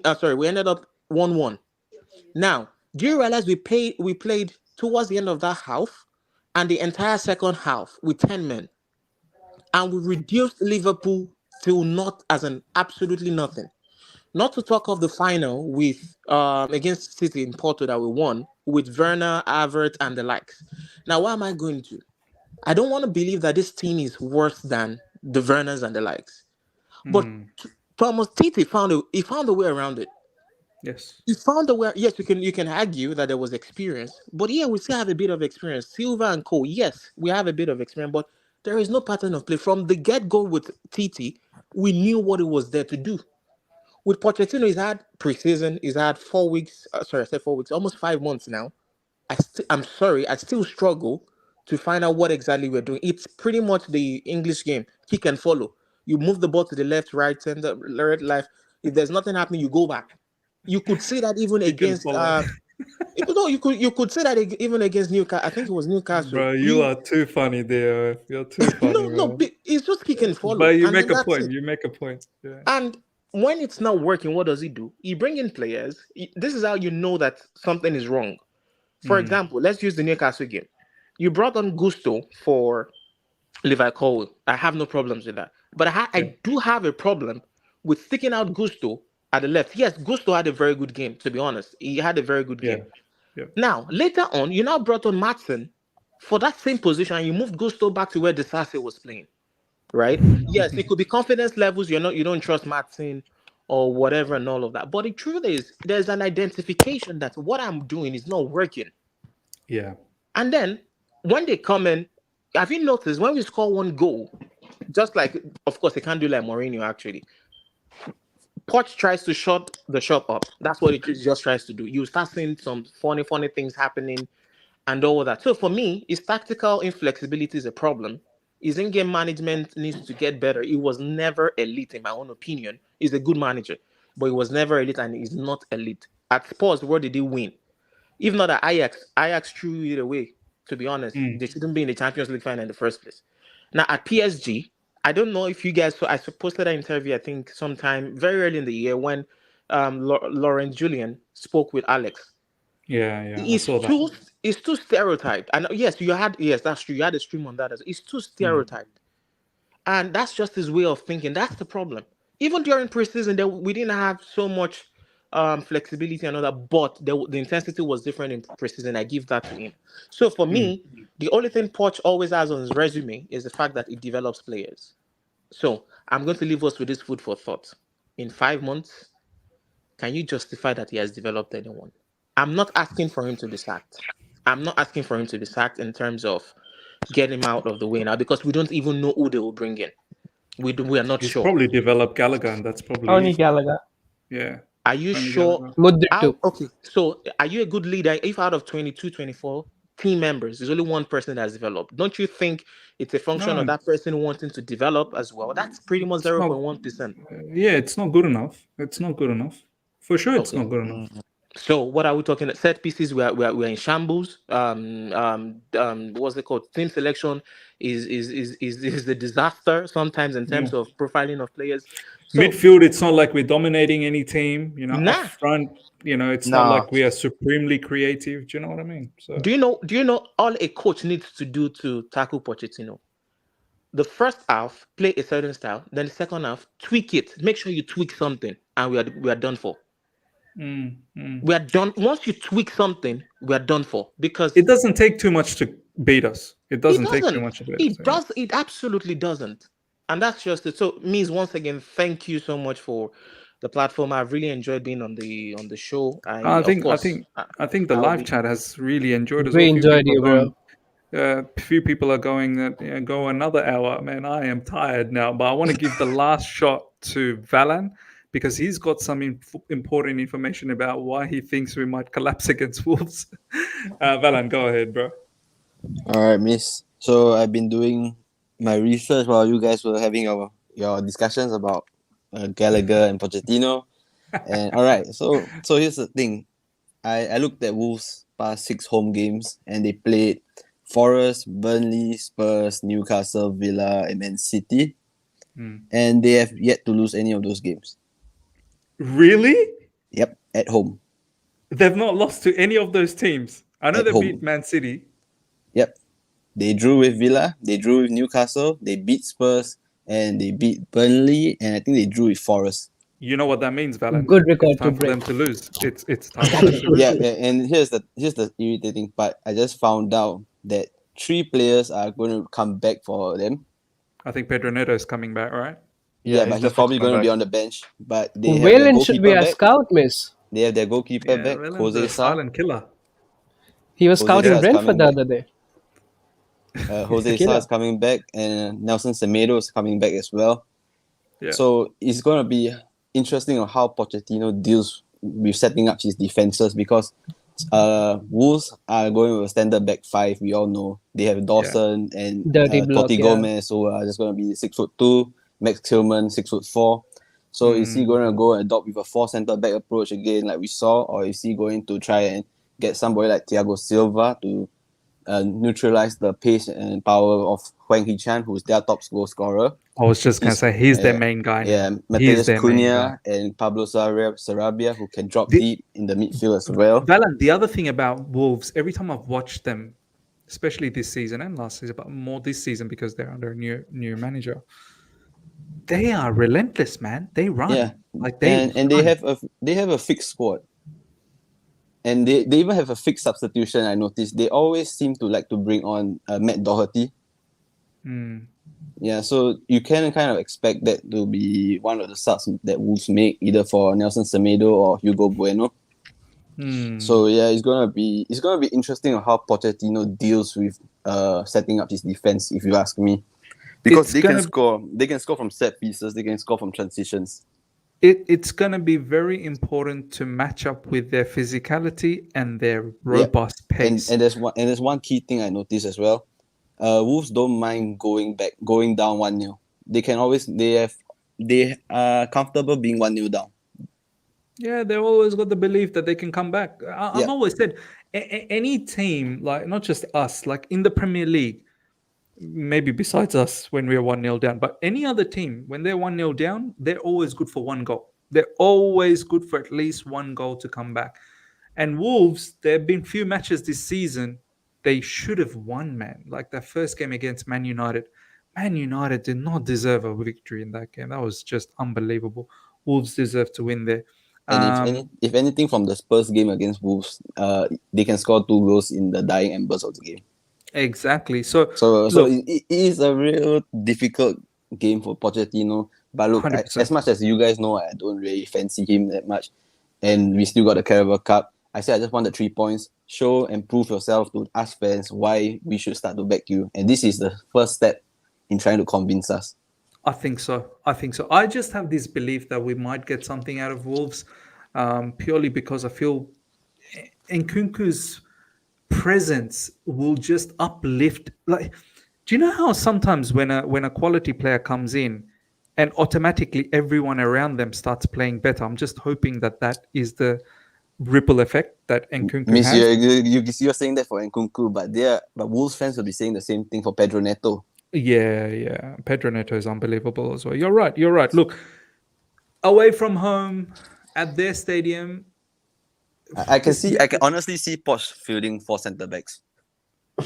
oh my God, you know what? You might be right. Poch is doing You a might be press right. conference or what? Yeah, you might be right. Because Yeah.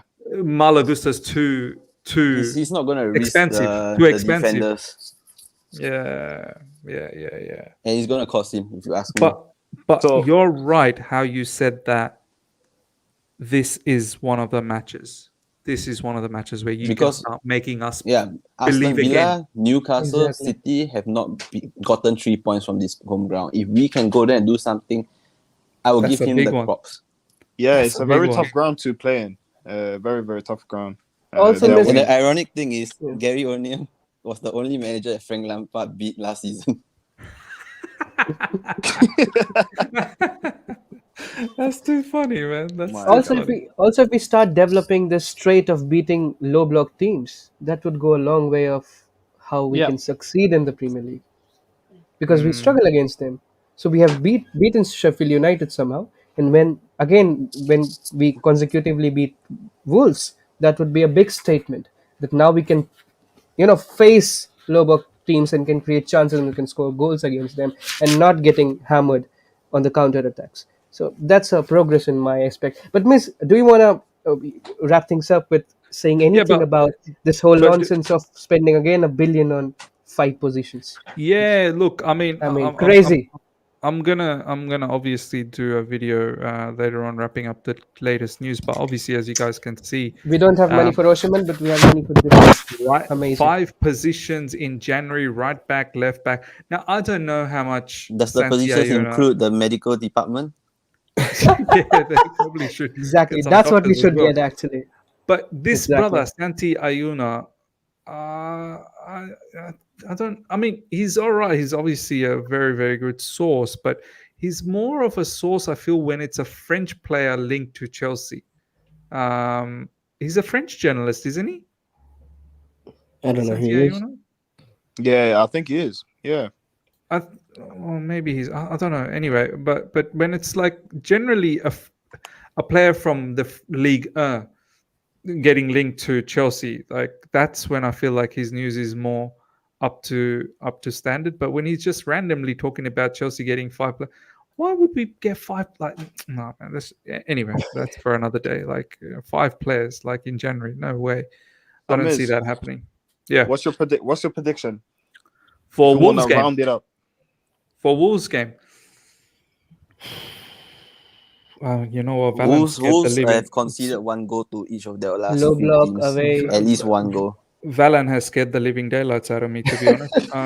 I was actually gonna say like 2-0 or something. You said the same lines before you said Phil United. We are winning. Yeah. And now I'm 2-1. scared. Now I'm scared. Look, I'll still go for a Chelsea win. 2-1, yeah, 2-1.